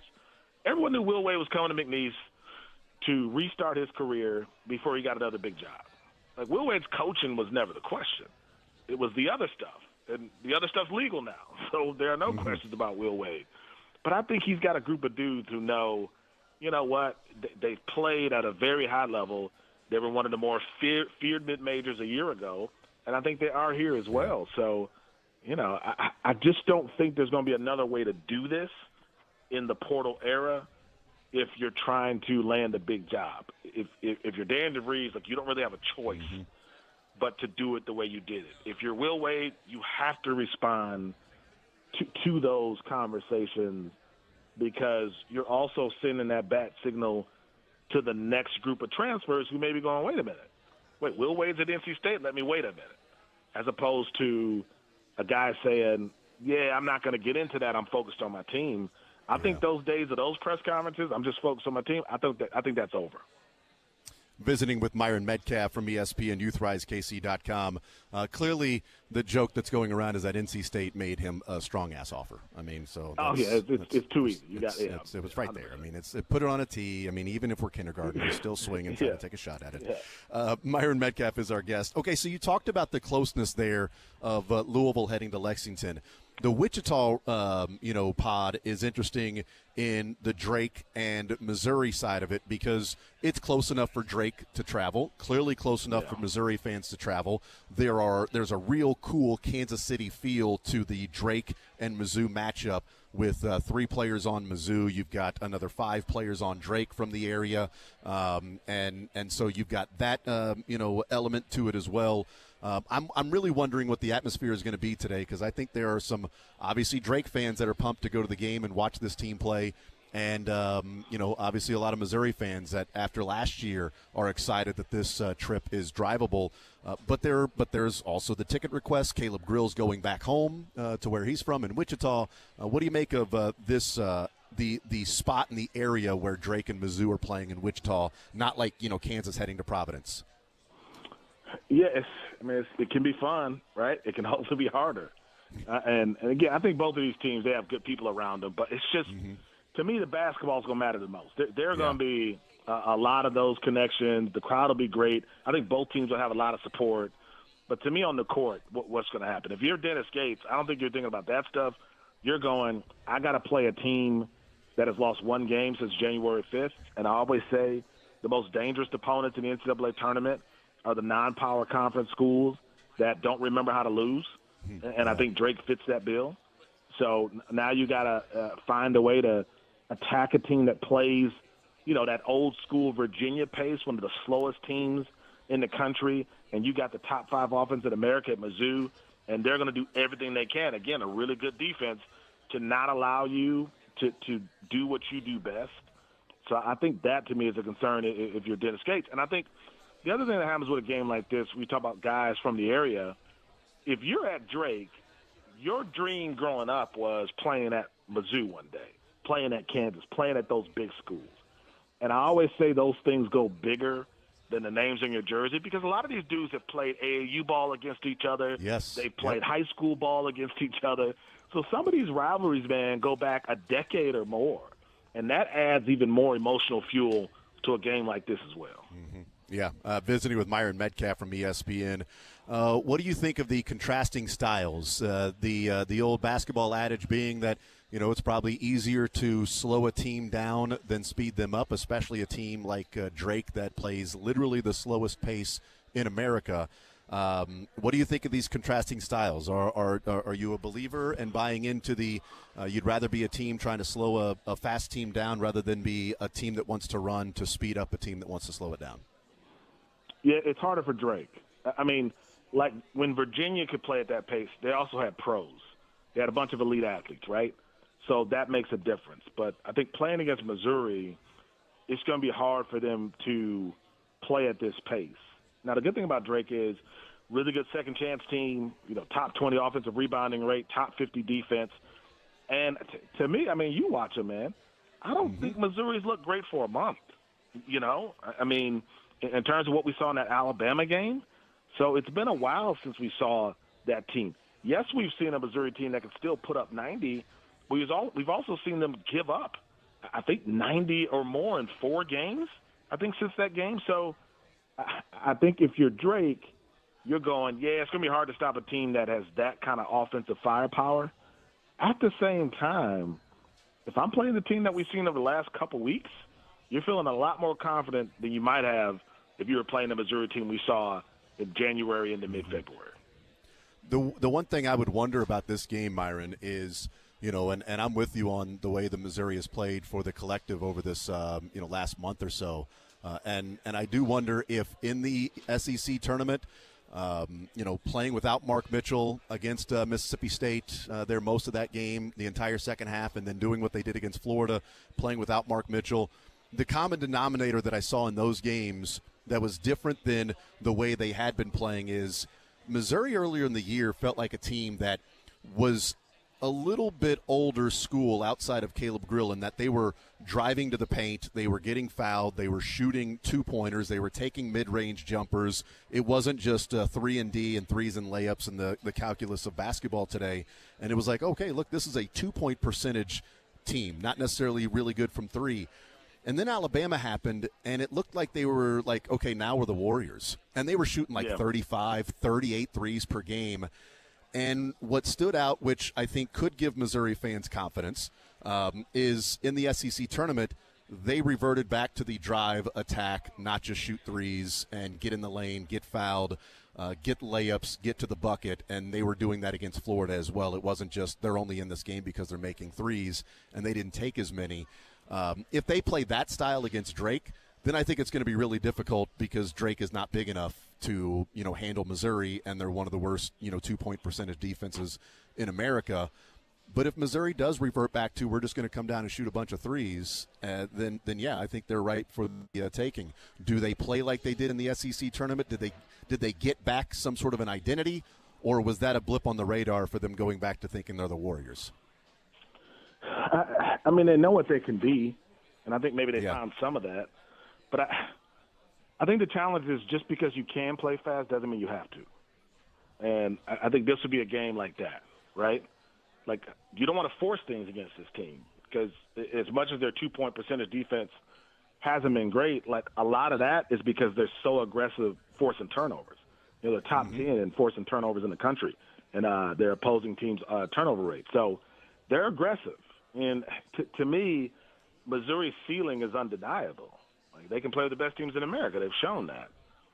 But I also felt like Alabama, to your point, cost them some of their identity. Like, I also thought they played a little bit into the whole we'll show you a little bit. Like, that's last year's team. Like, no one's talking about the 19-game losing streak. They're talking about the team that beat Kansas and beat some of the top teams in the SEC. You got to act like that. And I felt like maybe the Alabama game and that whole response of you doubt us, well, at that point, a lot of people believed in Missouri. You're not some underdog story. So I just think it's going to be, can you control the game? They should be able to do that. At the same time, Drake has nothing to lose. They force a lot of turnovers, and they've been really good over the last couple months of the season, losing one game. And I think that's a dangerous matchup for a Missouri team that has had its struggles. I think the first 8 minutes of this game will determine the rest of it because we'll know right away who's in control, and that's going to be the winner.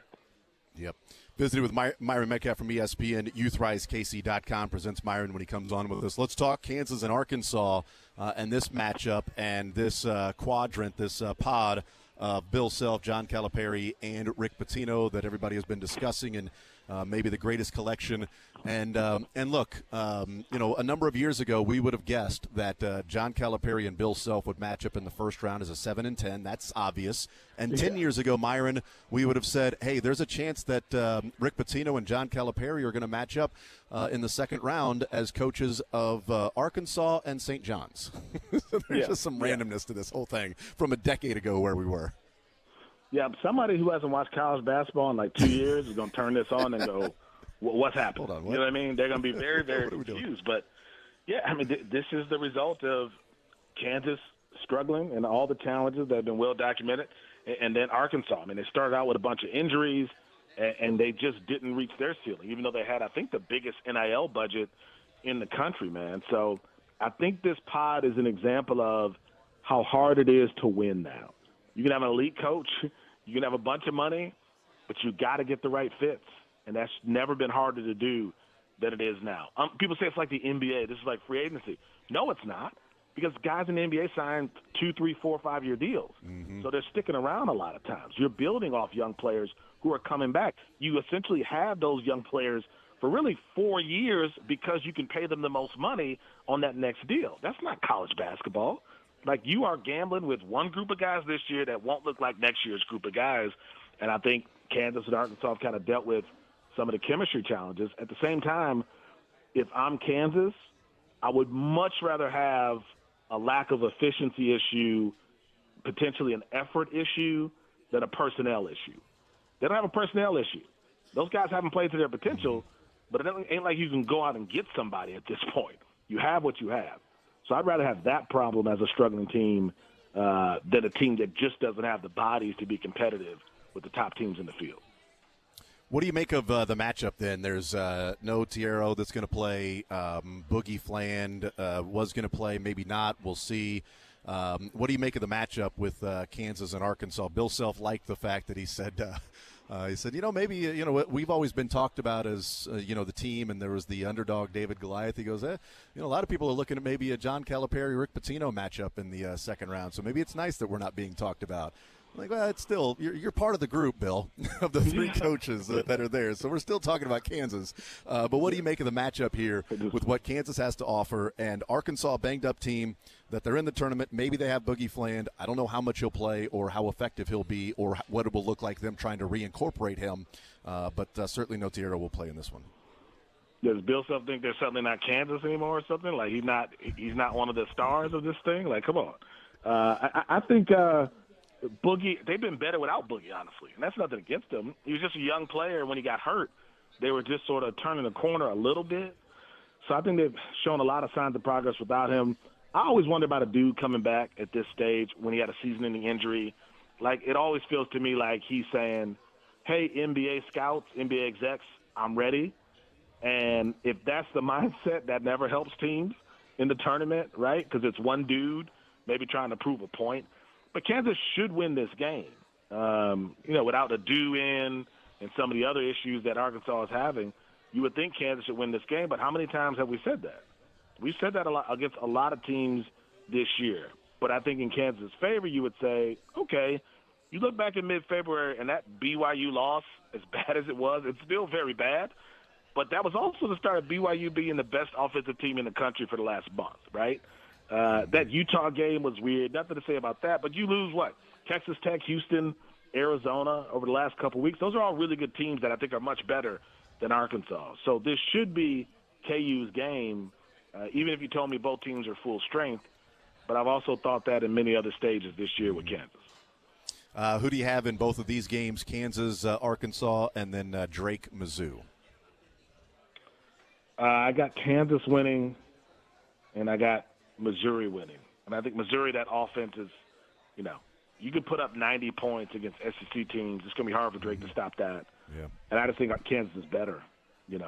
Arkansas has had some good stretches, and they've kind of played that underdog thing, where people are doubting them suddenly. They kind of got into that after they started slow in the SEC, but I don't think they're a high-quality team, whereas I still think Kansas can be a pretty good team if they find some magical potion to finally get on the same page in March. Now would be a good time, man. Like, now would be a good time for Kansas to do it. I don't know if they got plans to play in some other tournament or some other event, but, now would be a good time to do it.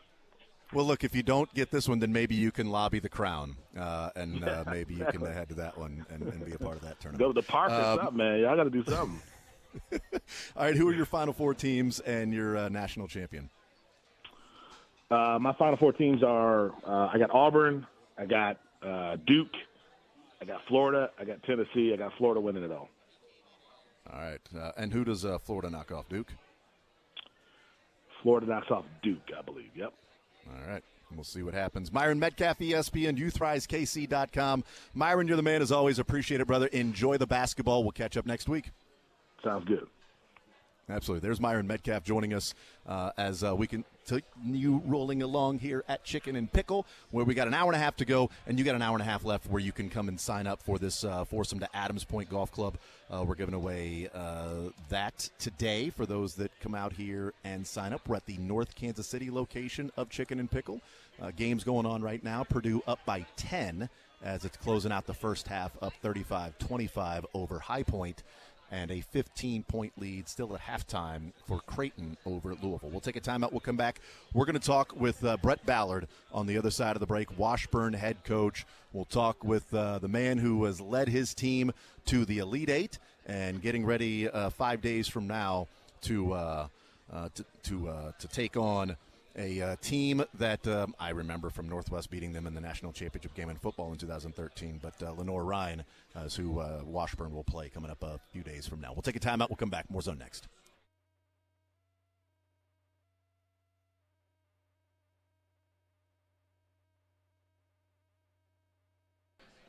Hey, are you ready to win real money this March Mania tourney? Well, forget about the teams. All you need to focus on are player stats to rack up big cash prizes with DraftKings Pick 6. And when it comes to massive payouts, DraftKings dunks all over the competition. Pick 6 is available in most states, including Missouri. You track your picks for a shot to win huge cash payouts and huge cash prizes. It's as simple as that. Turn your March Mania knowledge into cash today. New players get $50 in Pick 6 credits instantly with just a $5 entry. Download the DraftKings Pick 6 app now and use code 810WHB. That's code 810WHB for new customers to play $5, get $50 in Pick 6 credits. Better payouts, bigger wins. Only with Pick 6 from DraftKings, the crown is yours.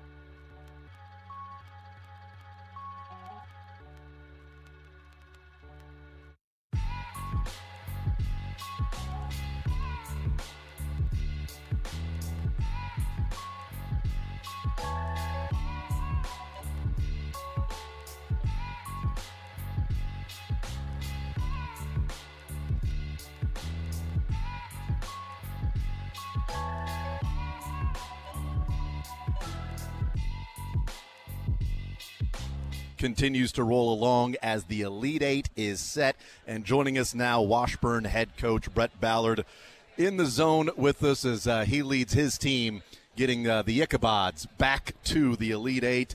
Brett, welcome to the show. How are you, sir?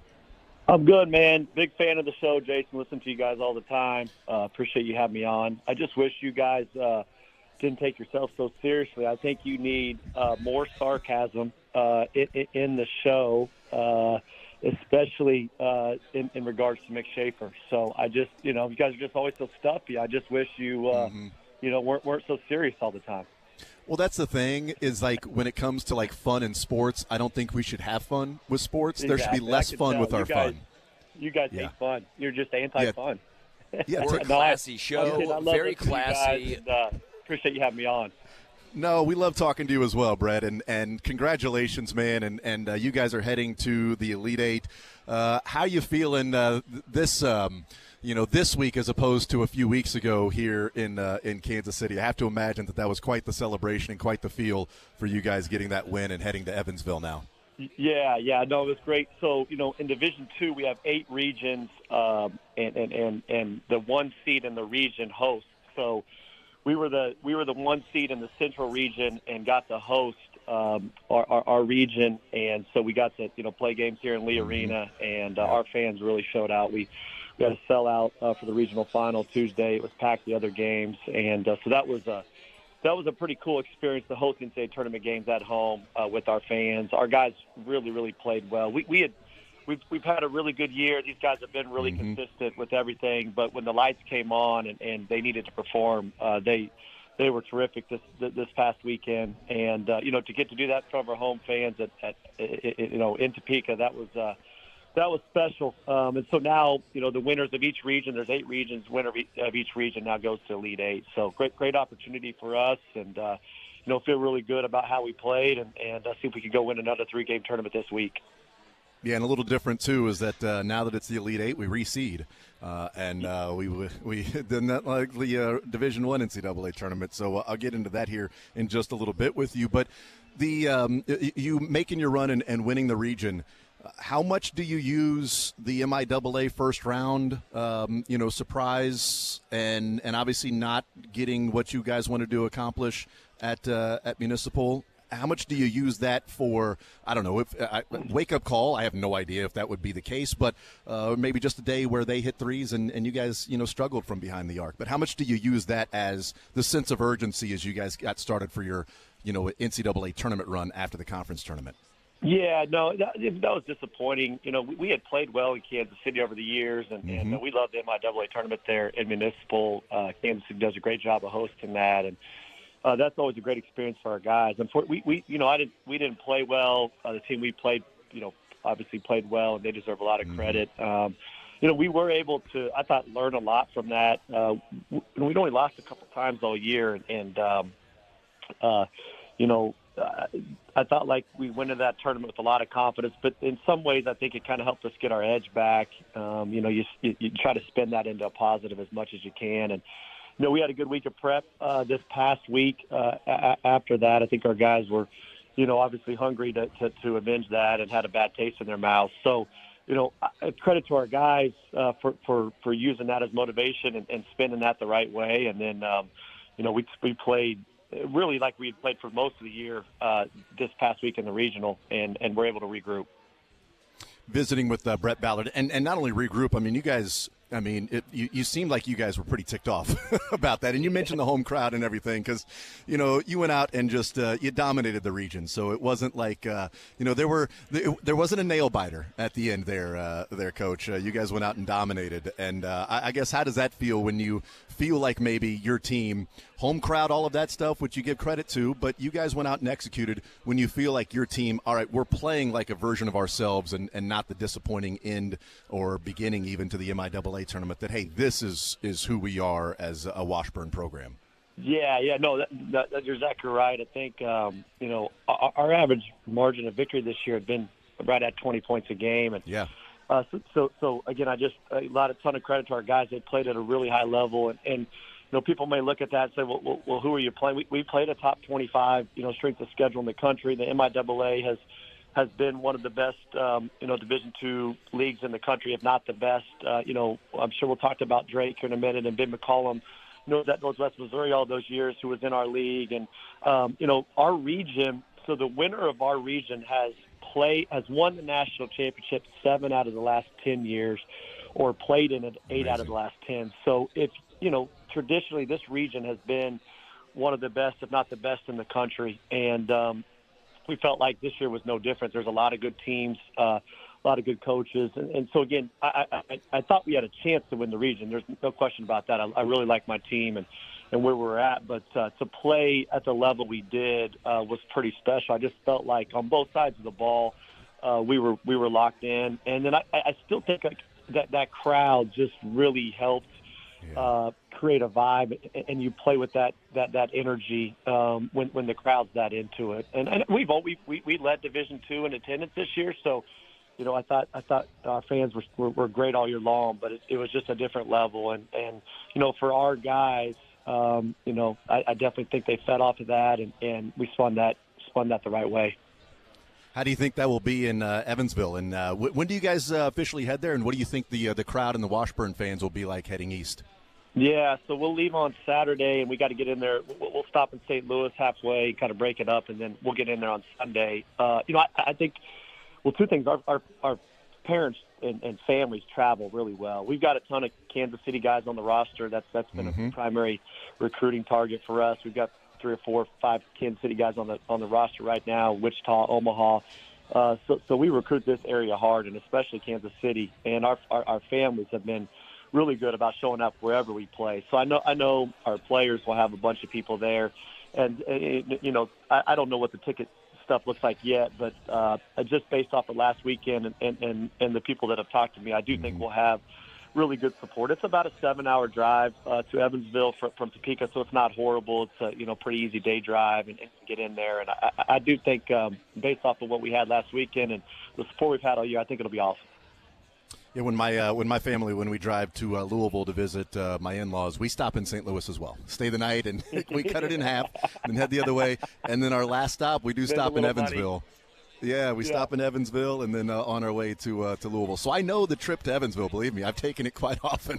Yeah. So yes, I'm very. If anybody that's a Washburn fan that needs some tips, let me know. We'll tell you where to stop, restaurants, hotels, things like Jason, that. Call Jason. He has nothing else going on.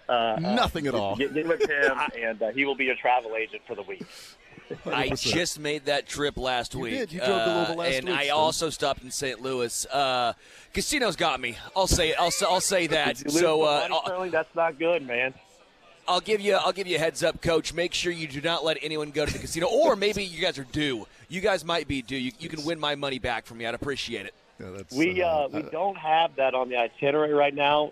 Shockingly enough, a casino stop with the team was not on our agenda, but I'll consider it. I'll throw it out there. I'm not sure how our compliance office will feel about that. We may have to nix that, but it's team building, team building exercise. There you go. Brett Ballard is our guest, head coach of Washburn, and they are heading back to the Elite Eight, first time in a couple of decades. And, of course, Brett Ballard's the one that gets them there, Coach of the Year in the MIAA this year.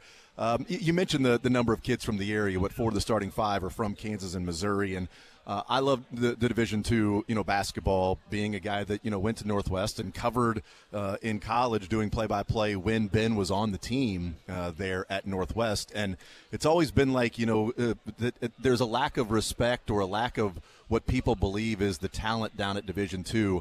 And we've seen coaches ascend, and Bruce Pearl coached at the Division II level, and Bo Ryan was at Division III, and there are great coaches all over the place. And you guys get a chance to show how good your team is. What does that do for you? And I don't know, your kids, if as a coach, you're watching what Drake did this year, but also one of the fun, sexy upset picks is UC San Diego, and that is filled with Division II kids and a former Division II coach that's at UC San Diego. They've got 3 of their top guys played at Division II last year, and they're the team, the 12 seed that's a lot of people are picking to beat Michigan. What does that do for you? How do you feel when you watch that to maybe finally feel like nationally people are paying a little more attention and maybe giving a little more respect to the players at the Division II level and coaches? Yeah, well, I think there's a lot of good about it. You know, I've loved to see what Ben's done this year after coaching against him all those years, and he, you know, he brings, you know, he's starting 4 of those guys, those Division II guys, and I think it has sort of put a spotlight on, you know, how talented, tough, and good the play is at this level. And so, you know, I certainly think that's great.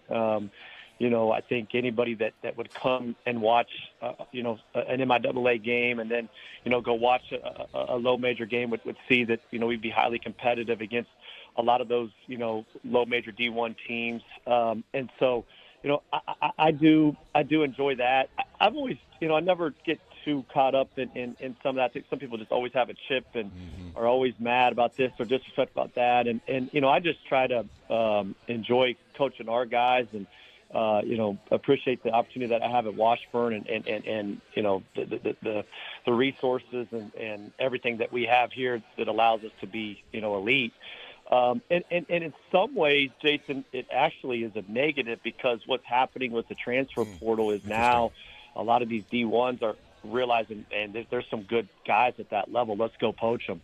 And so in some ways, the stuff that's going on with Drake is going to make it harder for us because, you know, when you have a good team and good players, a lot of these D1s now, it happened a little bit in the past, but it's really the last year or two big magnified. And so we're going to have to work harder to keep our guys here because, you know, there's going to be the D1s coming after them. It's a really good point. It's a double-edged sword. It's like, finally, get some respect. Look, there's really good basketball players, really good coaches. I mean, we execute at a high level to play. I mean, sometimes a team, the higher up, they can out-athlete another team. And, yeah, that can be that at the Division II level, but you're going to have to play basketball. You're going to have to execute. You're going to have to defend. You're going to have to stay connected. You're going to have to do the things that you need to do to win games rather than just maybe being a better athlete than the other guy. But you get the respect and the double-edged sword, thinking about it from that standpoint. It's a great point in that now people are going to come calling. Heck, you know, Ben Sturtz was on our morning show the other day and said that he's already heard from other schools, you know, not directly or officially, you know, but he's heard from other schools of, hey, you got a year of eligibility left, or, hey, this school might be interested if you're interested. You know, not doing anything illegal, just saying that guy might be interested in you. He's already heard from it, you know, and certainly that's going to be going on. I look at, you know, some of the schools that are following some of my guys on social media all of a sudden. Some of these assistant coaches, you know, it's like, well, that's kind of random. You know, that why is this coach at this school at the Division I all of a sudden following, you know, this kid on Instagram or on Twitter or on X or whatever. So yeah, it's the nature of what we're in, and again, double-edged sword. I'm glad that we're getting more respect, but certainly there'll be some challenges with it too. Here's what's also cool with this, you know, game that's coming up later on today in Wichita is that Kansas City flavor to it, that you've got 3 guys from Missouri, 5 guys from Drake that are from the area here in Kansas City. And you mentioned, you know, this is a recruiting area for you, and 4 of the 5 starters for you are from Kansas and Missouri. So, you know, you certainly do that. I think also whether it's at the Division II level or whatever, what it does is I think it also gives a spotlight to show, you know, how good the basketball is here in the area, too. That, you know, we can see there's good basketball Division II, but we got some players here in Kansas City as well. No question. Well, you know, just you know, looking at when Kansas won the championship a couple of years ago, they started a couple Kansas City guys. You know, Coach McCollum at Northwest, they, you know, starting a ton of Kansas City area guys. You know, Washburn, we've been good and have had a ton of Kansas City guys. I mean, I do think you're exactly right. I think we have really good high school coaches. I think we have really, really good AAU programs in this area, and there's a lot of good players. So, you know, I love the fact. I think it's a really cool matchup today. I heard you guys talking with Myron earlier about that Drake and Missouri matchup. That's going to be really interesting because, you know, again, Kansas City stuff's awesome, and then, you know, just the style. You know, Drake is going to play extremely slow, extremely disciplined on defense, and make it really hard to score, and then methodical on offense. So I'm really, really interested to see how that game goes, and excited. We recruited a lot of those kids, you know, whether the ones at Drake and even a couple of those Missouri guys, you know, Caleb and Tamar. Like we recruit those guys early, and then, you know, sometimes by the end of their junior year, especially going into their senior year, you realize, okay, these guys are going to go above us, so you drop off of them. But you know, when they're younger, we're recruiting from the same pool a lot of times. So have a little bit of a relationship with some of those guys, and really, really fascinating game today.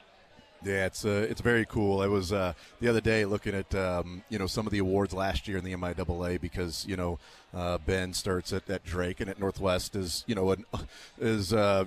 mentioned as All-American in the country or Division I, and he was second team MIAA, and it's like there's Andrew Orr right there. Played 5 minutes away from where we broadcast at the station, and he's right there, right next to Ben Sturt's name. At Northwest Missouri State is Washburn. It's like that guy can play he can play at a high level. Like you got some damn fine players, and it's just it's really cool that the MIAA and some of these other conferences are getting respect, and hopefully can keep those teams together too. I didn't realize the double-edged sword. Real quick before we let you go, Coach, your matchup in the Elite Eight, Lenore-Rhine, they reseed, so it's not like what would be in the NCAA Division I tournament. So you guys come out to be the 4 seed in the Elite Eight, but your matchup with Lenore-Rhine, a team that's played some good football over the years, but basketball, trying to show that they can maybe do it on the basketball side too. What do you think of this matchup? Yeah. It's nice to reseed. I thought we'd actually be a little lower seed, so that was a little interesting, but that's okay. Good team we're playing. Obviously, anybody who makes the Elite Eight is a good team. They're out of North Carolina. They got a big fella inside that's 7 foot, and it'll be a load. We've got to try to neutralize him. Good guard play, as you would expect any team in the tournament this time of year, and it'll be a big time challenge. I think we have, again, I'm really proud of our guys and how we handled our business all year. I think we do have, confidence company if you make it out of this region that you certainly can go and compete with anybody in the country. But it's a new 3-game tournament. We got to get our edge back. We need to have a good couple days of prep here. But I'm excited. I think we match up well. Nova Southeastern's the 1 seed on our side. If you follow D2 basketball at all, they have been on a tear, and really depending on what happens, that would be a very, very challenging second-round matchup. But we got to get through the North first. They're going to be tough. Yep. Brett Ballard, head coach of Washburn, the MIAA Coach of the Year, and leading Washburn back to the Elite Eight there in Evansville. You'll be heading out there a couple of days. Do not take Sterling's advice with your kids. Can you give a message to Mick Schaefer for me? Yes, absolutely. Will do. Is he coming on today? He'll be on tomorrow. Okay, tomorrow. Well, listen, this is real quick. So this is a while back. You guys were talking about parenting, and you were talking about when you tell your kids, we'll see. And Jason, you were exactly right. You say, when you say we'll see to your kids, that means there's like a 99% chance you're never going to do whatever. We'll see means no. Mick said that when he says we'll see in his house, that means they're probably going to do it. I just want him to know that's horrible parenting. One, it's making the rest of us look bad, and two, why would we want our kids to think that in life that they're getting when we tell them things that's actually going to happen, we want them to be set up for disappointment. Yes. That life is about you're always probably going to be disappointed, and so great parents like yourself and I. We're constantly disappointing our kids, and I don't know why Mick is, one who set his kids up for failure in the future. But can you please let him know that I thought I could relate to this guy, and if he says something like that, and it makes you just question. It makes you really question. Can you trust that guy? I can't trust them, and look, there's nobody that's going to disappoint you more than your parents. That's what I've always said, and I'm just trying to set them up for being more disappointed at our house than they will be when they get out in the real world. That's what it's about. That's 100%. I'm with you, buddy. That's great parenting.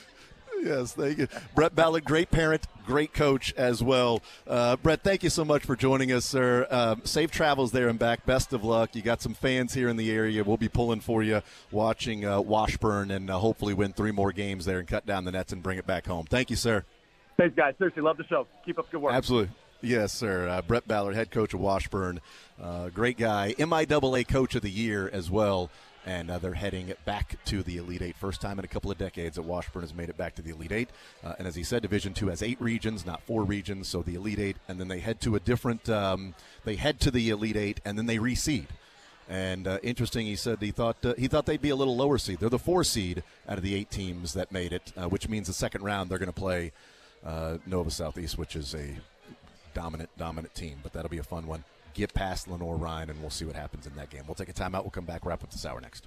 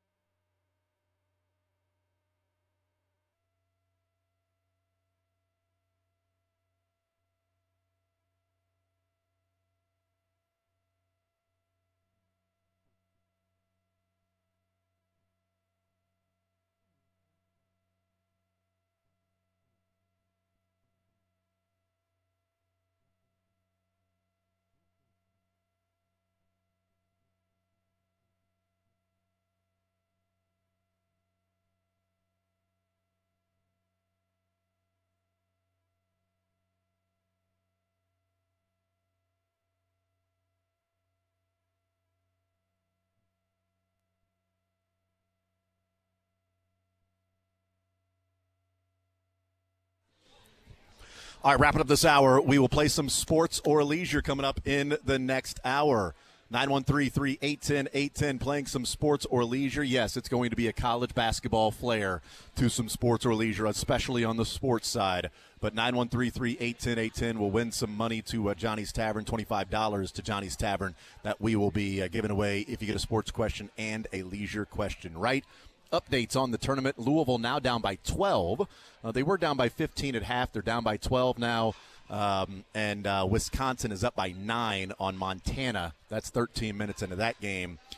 Wisconsin is looking pretty good. John Tanji has a couple of threes there early for High Point down 4. Wisconsin. They're making a comeback. And High Point is down by 4 against Purdue with 16 minutes to go in that game. Sports or leisure coming up next.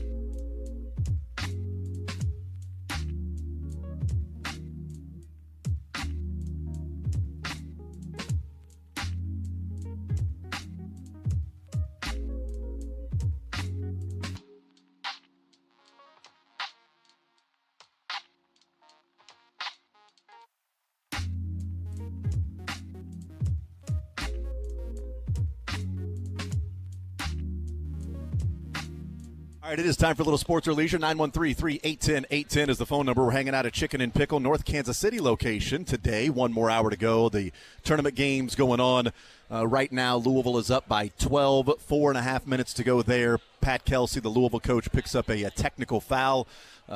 Frustrated with the officials and a non-call on what they thought was a three-point attempt. No foul call was made. He gets a technical. There's a stoppage in play that's been going on for a while. I don't think he picked up his second, but boy, he earned the first one, and he was doing what he could to try to really push it right to the envelope, right to the end of the table to pick up his second foul. Purdue up by 6 over High Point, and Wisconsin leading by 8 over Montana right now. 4 minutes to go in that game with Wisconsin and Montana, now up by 10, Wisconsin, and second half of that Purdue and High Point game. 913-381-810 is the phone number. 913-381-810 is the phone number. Playing a little sports or leisure, $25 at Johnny's Tavern we are giving away. For those that get a sports question and a leisure question right, you win. Either of them wrong, you lose. But the question is out there available for someone to call in and request. We give out the right answer when it has been answered correctly, or we have just simply run out of time to play.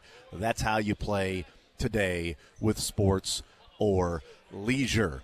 Let's go through the categories here. On the sports side, this is going to be a surprise to people. The sports side, we have college basketball. That's the category we're going with on sports side. College basketball. It was either that or hockey. So I went with college basketball today. Maybe Maine hockey. That's been a topic over the last 24 to 48 hours or so. Why, Jason? I don't know. College basketball is the topic. It is the category on the sports side. What about on the leisure side? Sterling Holmes. We have potpourri, which is chock full of new potpourri questions. We have 3 riddles left because riddles are fun, according to me. And we have deep cuts, which are popular bands, but deep cuts by said popular band. Okay. Deep cuts and the other things that you said in there. So there you go. I'm glad you listened. Yes, that's right. I was watching basketball. Yeah. Under 4 to go. Creighton now up by 16. So that one looks like it's all over but the crying. Just go ahead and put the bow on that one. As especially when you get a coach that's picking up a technical foul there that late in the game. Things aren't going well. Yeah. And one of High Point's best players just picked up his 4th foul with 13 minutes to go in the game against Purdue. So it's probably not great. Probably not great. It's not ideal. It's suboptimal for High Point that one of their better players just picked up their 4th foul with 13 minutes to go in the game. Decidedly ungood. That is a decidedly ungood development there. In the first round game with High Point and Purdue. So 4 fouls, 13 minutes to go. He's on the bench. Now the question is going to be, I guarantee I know what they're talking about. When do you put him back in? At what point do you put him back in? If this thing starts to get out of control, do you put him back in? At that point, can you survive? About that? You know what my pet peeve is? What's that? You play the guy. Yeah. You know why? Because he may end up with 4 fouls anyway? He may end up with 4 fouls at the end of the game. Why would you not play your best player? Because when he goes out, he goes out. Well, right? You don't gain time. Like I've never understood that argument to an extent in a win or go home game. Because why would you not want to have the most potential time with your best player? Part of it also is maybe you want to give him a break so he's not like so frustrated that he does something dumb. Anthony Robinson. I'm cool with a 2-minute break. Anthony Robinson picks up one, will immediately pick up his second. Because he gets frustrated by getting called for a foul. So I've got a foul again. Well, of course. As one does. Maybe Dennis Gates today, if Anthony Robinson picks up a foul, just take him out immediately. If you take him out of the game, go with somebody else at that particular time. All right, 913-381-810. I am ready to go. Sterling, how about you? You ready to play, sir? I am ready. All right. Drake, you good to go? You ready? I will be around 6:30 tonight. Oh, yeah, I love that. Right in your face, Sterling. I don't know why. Not in my face. Only your face, but whatever. Only thing in Drake's face is going to be Caleb Grill draining threes in you. On you. Yeah, I was going to say, why is he draining threes in you? Well, I don't know. I got excited. Sterling is already getting ready for next year's bracket of sound. Well done, Sterling. All right, we start off with Avery here on Sports Radio 810 WHB. Avery, sports or leisure, what side would you like to start with, sir? Let's see if I can put some threes inside you with college basketball. Okay, let's see if you can. I'm not sure where we're going with that. But you know what? Let's bang. Let's go with was somebody hit a three somewhere or something like that? No, Avery hit one in you. Oh, okay. You've been doing that when somebody hits a big three, especially an underdog hits a big three. That's what you've been doing. All right, Avery. Bang! High point. Okay. That was a legit one. Sorry. Yeah, it was also really loud in my ear. I mean, I bet a warning next time, huh? Or just back away from the microphone and yell next time. It was quiet. All right, Avery, 16. You good? I'm just looking around to make sure we're in timeouts at every other game so I can ask this question. 16 teams trying to make it out of this weekend, Avery.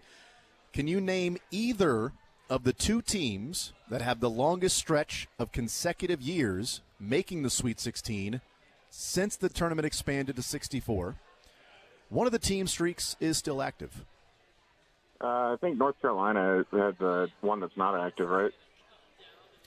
Since the tournament expanded to 85. North Carolina has the record, but that started in but it was before that? Okay. 78 or 79, I think, is when that started. But it was so that's why specifically since the tournament has expanded to 64 teams. What is the record? How many years? 9. 9 is the record. Both and a team currently has 9 consecutive. I feel like Gonzaga maybe has been there 9 straight times. I'll say Gonzaga. Gonzaga is correct. Well done. Gonzaga is the right answer. Duke went 9 times from 98 to 06, and Gonzaga, their stretch started in 2015, and it is still ongoing because they made the Sweet 16 last year. So they can break the record. If Gonzaga gets by Houston, or I don't want to assume if they get by Houston or SIU Edwardsville, then they can extend that streak and break Duke's record. On to leisure with Sterling, Avery. We'll do potpourri. All right, potpourri for Avery. Who was the first woman to win a Nobel Prize? Marie Curie. Correct. Is that Steph's mom? Yes. Yes. Spelled differently, of course. The Currys, yes. The Currys have done everything. She's the first woman to win a Nobel Peace Prize, and Steph Curry changed the game of basketball. Like, it's unbelievable what the Currys did. It wasn't peace. Was it about calculus, though? No, it was about radiation. Yeah, radiation, radium, and techniques for isolating radioactive isotopes. So. But it would be better if the Nobel Prize was for calculus, because then Steph went and changed the calculus of basketball. You know what I mean? You know what I'm saying there with that? That's a good one. Thank you, Avery. Get him, Avery. Yes. Get his ass. You know what, Avery? I'm going to lead every conversation that I start at a bar with a stranger with that one. I'm going to lead with that now that I know that it's good. Avery, will put you on hold and get your information. I would say congratulations, but I don't really mean it. So, well, I've got 5 Mizzou players in my player pool, and also 5 KU players. So it's not going to go well, but I'm really hoping that we meet in the Sweet 16. That would be amazing. Thank you, Avery. He must be playing with 30 people in his league if he ends up with 5 Mizzou players and 5 KU players on his team. I ended up with 2 Missouri players on my team, and the only reason I ended up with 2, Caleb Grill was in the 9th round, but then at the last, 20th pick, I had the 4th to last pick of the whole draft. I'm like, oh, well, I'll take Marcus Warwick. Who knows? Maybe he'll drop 17 in a game. All right, let's go to Tim next up on Sports Radio 810 WHB. Tim, sports or leisure, what do you want to start with? Let's try. Well, first, are all the potpourri questions as easy as that last one? Or yeah, most are probably easier, actually. Well, that could be harder than for me, so I'll go sports. All right, let's see. I'm going to guess college basketball is what you want, since that's the only category we have. In college basketball, let's go with this one. Who is the only coach to win a national championship at 2 different schools? Only coach to win a national championship at 2 different schools. Hello? I think he's someone we know very well, but I don't want to be wrong. Well, I would say that he also has a chance this year to take yet another team to a Final Four. But he won a national championship at 2 different schools.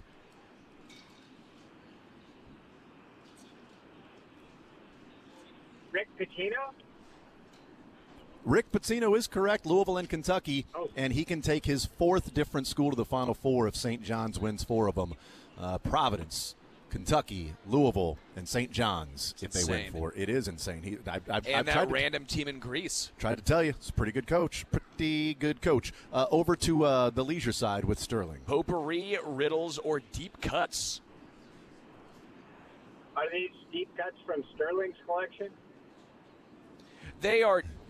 They're not all like super deep cuts, but they're just not as popular of songs by popular bands. Is that what you want, deep cuts? He's thinking. Oh, my bad. I thought maybe. I just wanted to make sure he wasn't waiting for a question. Sorry. Mostly classic rock. Let's do it. Deep cuts. All right. Flick of the switch, fly on the wall, beating around the bush, and jailbreak.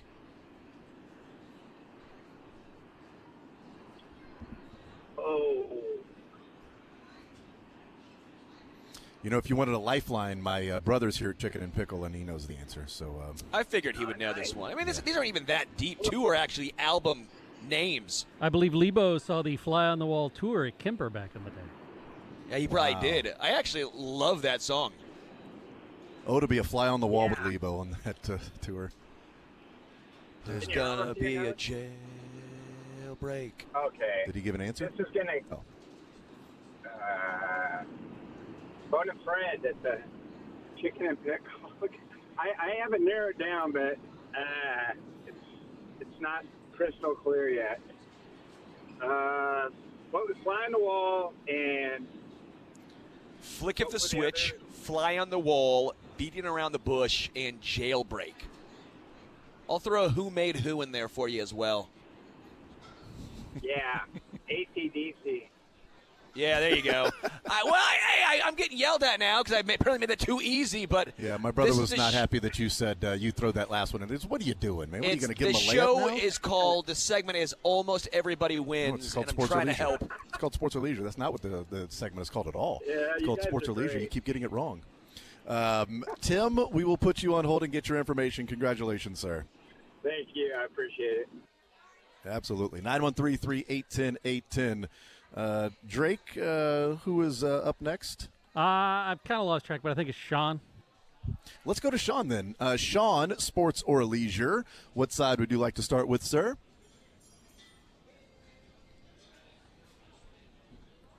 So? Is Sean? Sean, you there? Hey, we got him now. Sean, what side do you want to start with, Sports or Leisure, brother? Mm-hmm. Can you hear me? Yeah, I got you now, Sean. Go ahead and pick a side. Yeah, can we do sports? All right, fantastic.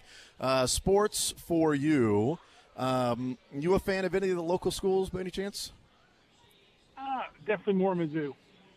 Okay, more Mizzou. All right, name both of the schools that beat Mizzou in the Elite Eight since Norm Stewart retired. Oh, dude. Sorry. That hurts. My bad. In the Elite Eight. You know what? In the Elite Eight. They've gone to the Elite Eight twice since Norm. The teams that beat them. One with Quinn, UCLA one with Mike Anderson.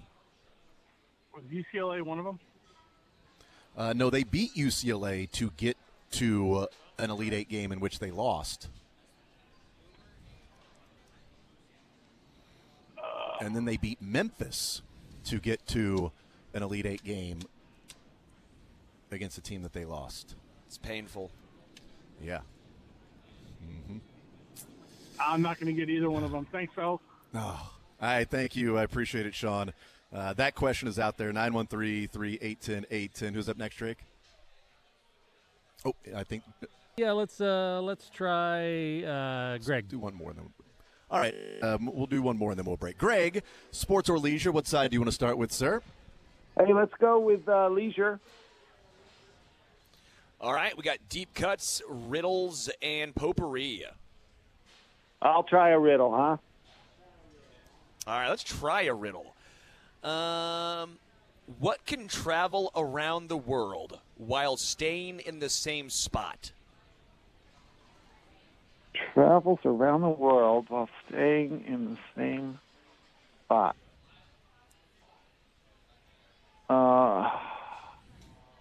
Jason, do you know? This one, for some reason, gets me. Usually these are pretty easy. When you get it, when I say it, yeah, you'll be like, of course. Of course. That's what everybody says when they get a riddle, when they can't get it right. What can travel around the world whilst staying in the same spot?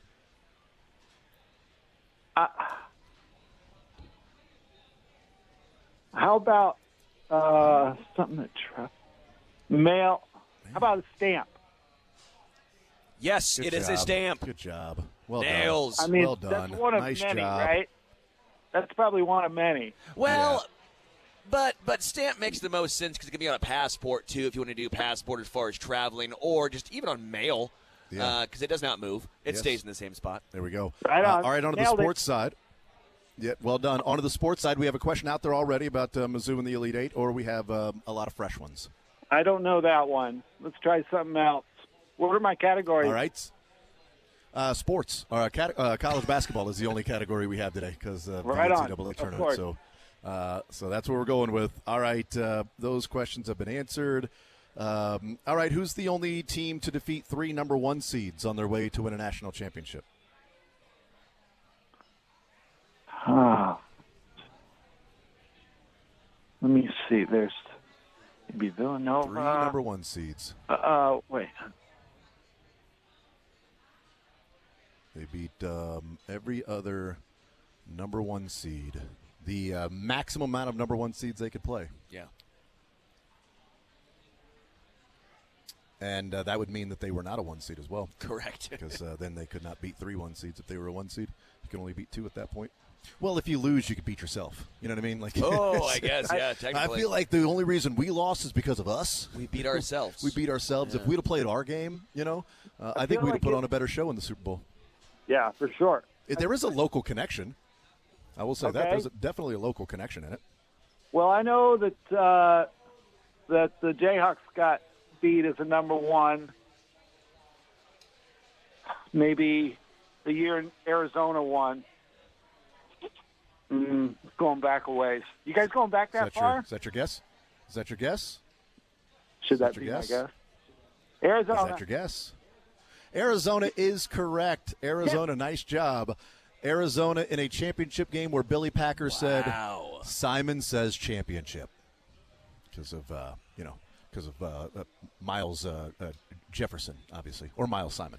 Hey, great poll, by the way. Nice job. Good for you. Most people know that if Derek Anderson had not had a messed up leg, that they would have beat Arizona that year. Everybody knows this. But that is a correct answer, Greg. That's a winner. We'll put you on hold and get your information. Congratulations, sir. Oh, baby, what a play. Thank you, Harlan. We'll take a timeout. We'll come back hanging out at Chicken N Pickle. One more segment to go, then we'll break down the Mizzou, Duke, KU, Arkansas game. So get in one more segment of Sports or Leisure, hanging out Chicken N Pickle, North Kansas City. Got a little bit of time to come out and register for the Adams Point Golf Club foursome. We'll be doing that drawing in about 30 minutes from now. More Zone coming up next.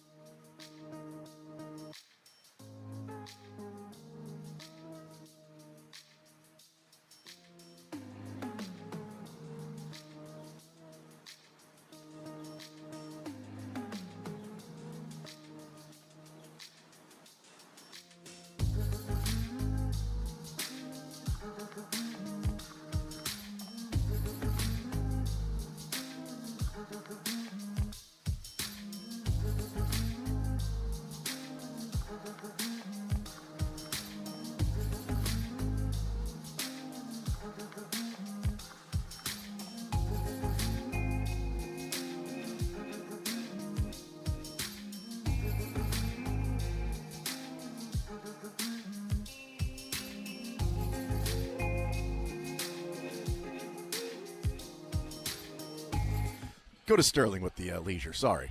Riddles, deep cuts, or potpourri? What's the second category again? Riddles. Speaking of deep cuts, that's still there. Riddles, for me. potpourri, and what was the other one? Deep cuts. What's that? That is deep cuts by popular bands. Songs that maybe are not their most popular songs, but they're very popular bands. I'll give that one a try. All right. In My Time of Dying, 4 Sticks, All My Love, Hey, Hey, What Can I Do? That's what I said after Kimba just went off. It's like, what can you do, man? What can you do? All My Love. Is that Led Zeppelin? That is Led Zeppelin. Good job, man. That's another winner. We are just handing out winners today. All of my love. Yeah, that's right. To Good job. Andrew. That you actually sounded just like him. I thought maybe Drake had played the song. Yeah, I thought. Pretty really close, good, huh? Really good. Andrew, congratulations. We'll put you on hold and get your information. Well done, sir. Okay, thanks, guys. Absolutely. ZOU. I knew what he was saying. How about no, but Drake cut him off. Tried to cut him. Drake no, cut him off I heard on you, purpose. Andrew. Wow, Drake. How about that? That was Drake. That's a little below the belt. A little low, Drake. Okay? You know. Yeah, what's Drake's theme chant? DRAKE. You know, when I was learning radio in Columbia, Missouri, they told me to try to keep things as tight as possible, and so I cut him off a little early by accident there. Sorry about that. That's all good. We want to keep it very tight. And this show, Drake, as you know, we keep it very tight. We run a clean clock, okay? Never go long. Down to the second, I don't think that's our correct. clock. No. Okay. High Point trailing by 8 to Purdue. Also finding out that High Point's head coach Alan Huss played basketball at North Kansas City, averaged 26 and 12, then went and played at Creighton. Wow. Baller. Nephew texting and letting us know that so another reason for us to root for High Point over Purdue. That and Matt Painter didn't take the Missouri job. So, I mean, what are you going to do? Okay. All right, we go to Rick next up on Sports Radio 810 WHB. Rick, sports or leisure, what side would you like to start with? I'll take sports. All right, we got college basketball and college basketball. So let's go. Are you a fan of any of the local schools, or we'll give you a general one? I really like college basketball, but let's go with Mizzou. Okay. Let's go with the Mizzou ones. For what reason I can't find do I Mizzou. get any credit for knowing the last one? You do. You do get credit for knowing the last one. Well done in that answer. Thank you. Let's see. I can't find a Mizzou one right now, so I'm going to create one on the fly. You ready? Marcus ready, Denman. Marcus Wow. Denman hit the half court shot in the Memphis Okay. game. Who scored? Who scored? That's crazy. Who scored like 40 points against Kansas, especially when Christian Moody missed those 2 free throws? Well, I mean, well, it's one of Fine, I two mean, if guys. you're just I'm going to go with Anthony Peeler. No. these are Later both on. Moody. Later on. I had a jersey of him. oh, cool. That'll help. Might Kareem help. Rush. No. His initials are TG. You gotta look. You gotta tell him the name again. You said when Christian Moody missed the free Thomas throws. Gardner. You said when Christian Moody missed the free Yeah, throws. I should have known that one. I was going to go with Chivas otherwise, so I was wrong either way. No, you're good. You're good. All right, so that's not going to be your Actual one. Your actual one. But we are going to ask you if you can name the 2 of the 3 schools Missouri played to get to the game against Oklahoma in the tournament. I know one of them was UCLA, but I'm going to get lost. Wait a minute. Their No, first round go ahead, matchup. here. Yeah, Yeah, I was UCLA thinking was who it they was beat in the Marquette, Sweet but that's when 16. Yeah, Yeah, they lost in overtime to Marquette that but year. Marquette's the one they lost. So, I feel like that counts. man, No, that- because that was later on. That was with Ricky Paulding in overtime, right? Ricky Paulding had like 30-some-odd points. in Gosh, the I love Marquette Ricky game. Paulding. And then It's Dwayne when- Wade. it's That was when, Marquette and Dwayne Wade they lost yeah, to. that's what I was going to say. Dwayne Wade had the big game against us. once again, nobody had heard of him, and all of a sudden he's a big stud against Mizzou. So. Yes. The first round game that Missouri won was a team out of the ACC, and I bet you know the second round that they won was a team out of the Big Ten. Out of the Big Ten. That's right. So we'll see if you know either of the two teams that Missouri beat before they knocked off UCLA. Hey, I apologize. Can you repeat that? My GPS chick was talking. I'm on my way to Wichita, so. Oh, nice. Oh, Heck yeah. M-I-Z, we'll absolutely give you I said South we'll see on I-35. There you go. We'll see if there you go. So an ACC team and a Big Ten team. We'll see if you can get the team, either of them, right. Well, one of them must be Ohio State, since it's the U, but or the Ohio. Well, if you said one of them must be Ohio State, that'd be correct. So you got two of the three. You said UCLA and Ohio State. Ohio State is who they beat in the second round, and they beat the U in the first round, Miami. Miami, so bad. Yep. Yeah. Miami, Ohio State, UCLA, and then Oklahoma was just regular Oklahoma. You know what? The heck with Todd. That's what I'm saying right now. Over to Leisure. I like being wrong by accident. Hey, you know what? It's all good. You got it right. Over to Leisure with Sterling. I'm Sterling. We have deep cuts, we have riddles, and we have potpourri. Oh, let's go with deep cuts. Let's do it. All right. We'll go with I'm Bad, I'm Nationwide. Waiting for the Bus, and I Thank You. And I thank you. That was Boyz II Men. Man, I know that song, but I don't know who sang it. Let's go with Deep Purple. Oh, it is not Deep Purple. I do love Deep Purple. Was it light purple? It was not. No purple. Lavender? No colors are actually involved in the Lavender? making of that. Of Looking that for band. lavender? Hey, Rick, safe travels, brother, and come back with a victory. M-I-Z. Z-O-U. All right, final contestant here on Sports or Leisure on this Thursday. We'll come back and talk about the two matchups today for Missouri and Kansas. T-Box here on Sports Radio 810. All right, Box, Sports or Leisure, what side do you want to start with? Let's go old school KU. Old school KU. All right. Old school KU, let's just do this. KU's won 3 national championships in the tournament after the tournament has expanded. Since the tournament expanded, 3 national championships. Who were the most outstanding players of the Final Four with those 3 national titles? Danny Manning in '88. That's correct. 2008 had to be Chalmers. That's right. And then the most recent one, can I just go 2 out of 3? It should have been David McCormack, but they actually gave it to Abaji. Yep, Ochai is correct. So well done. You even got the one that you felt like it should have been. Yeah. So yeah, 4 for 4. 4 for 3. That's right. Danny, Mario, and Ochai. Over to Leisure with Sterling. We have that deep cut that is still out there. We have riddles and we have potpourri. How about a different classic rock deep cut? Okay, different one. Under My Wheels, I'm 18 $1 million babies. Oh, that's. I wish I could tell you his real name because I forget it, but definitely Alice Cooper. That is Alice Cooper. Feed My Frankenstein is one of my all-time favorite songs. Also, I just think of Wayne's World every time I think of Alice Cooper. I love me some Alice Cooper. There you go. Good golfer, too. T-Box, yeah. well done. We'll put you on hold and get your information, sir. Congratulations. Love me some Drake. Woohoo! Boo! T-Box. Boo that man. You know what? Lean into Mr. it. Box. Lean into it, T-Box. Lean into it, sir. All right, we will take a timeout. We'll come back. We are hanging out here at Chicken N Pickle, North Kansas City location. We'll come back and we'll talk about the matchup, Missouri and Drake, Kansas and Arkansas. That comes up next here on Sports Radio 810 WHB.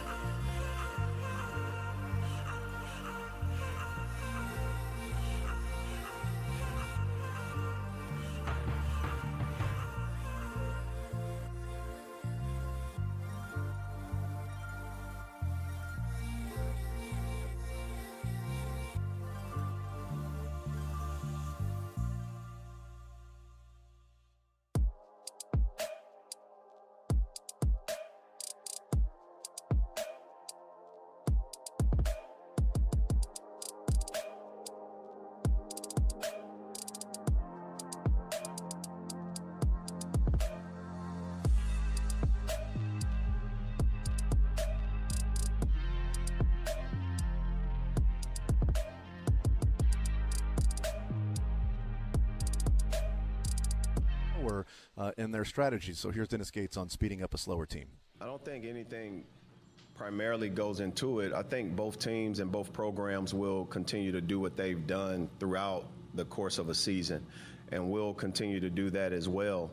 I think at the end of the day, if their ball isn't going in and ours is going in, it can feel like things are being sped up a little bit, and that's kind of what we want to continue to do, defend and do the things necessary to allow us to sort of look at our 30 games or our 20 games in conference or 18 games in conference and make sure we're being consistent in what we've done. There's a body of work that both programs have come from, and they'll do their job, we'll do our job, and we both have to adjust to in games, and the whistle is going to be important as well. So I think those things line up, but making sure our players consistently do the things we've been doing.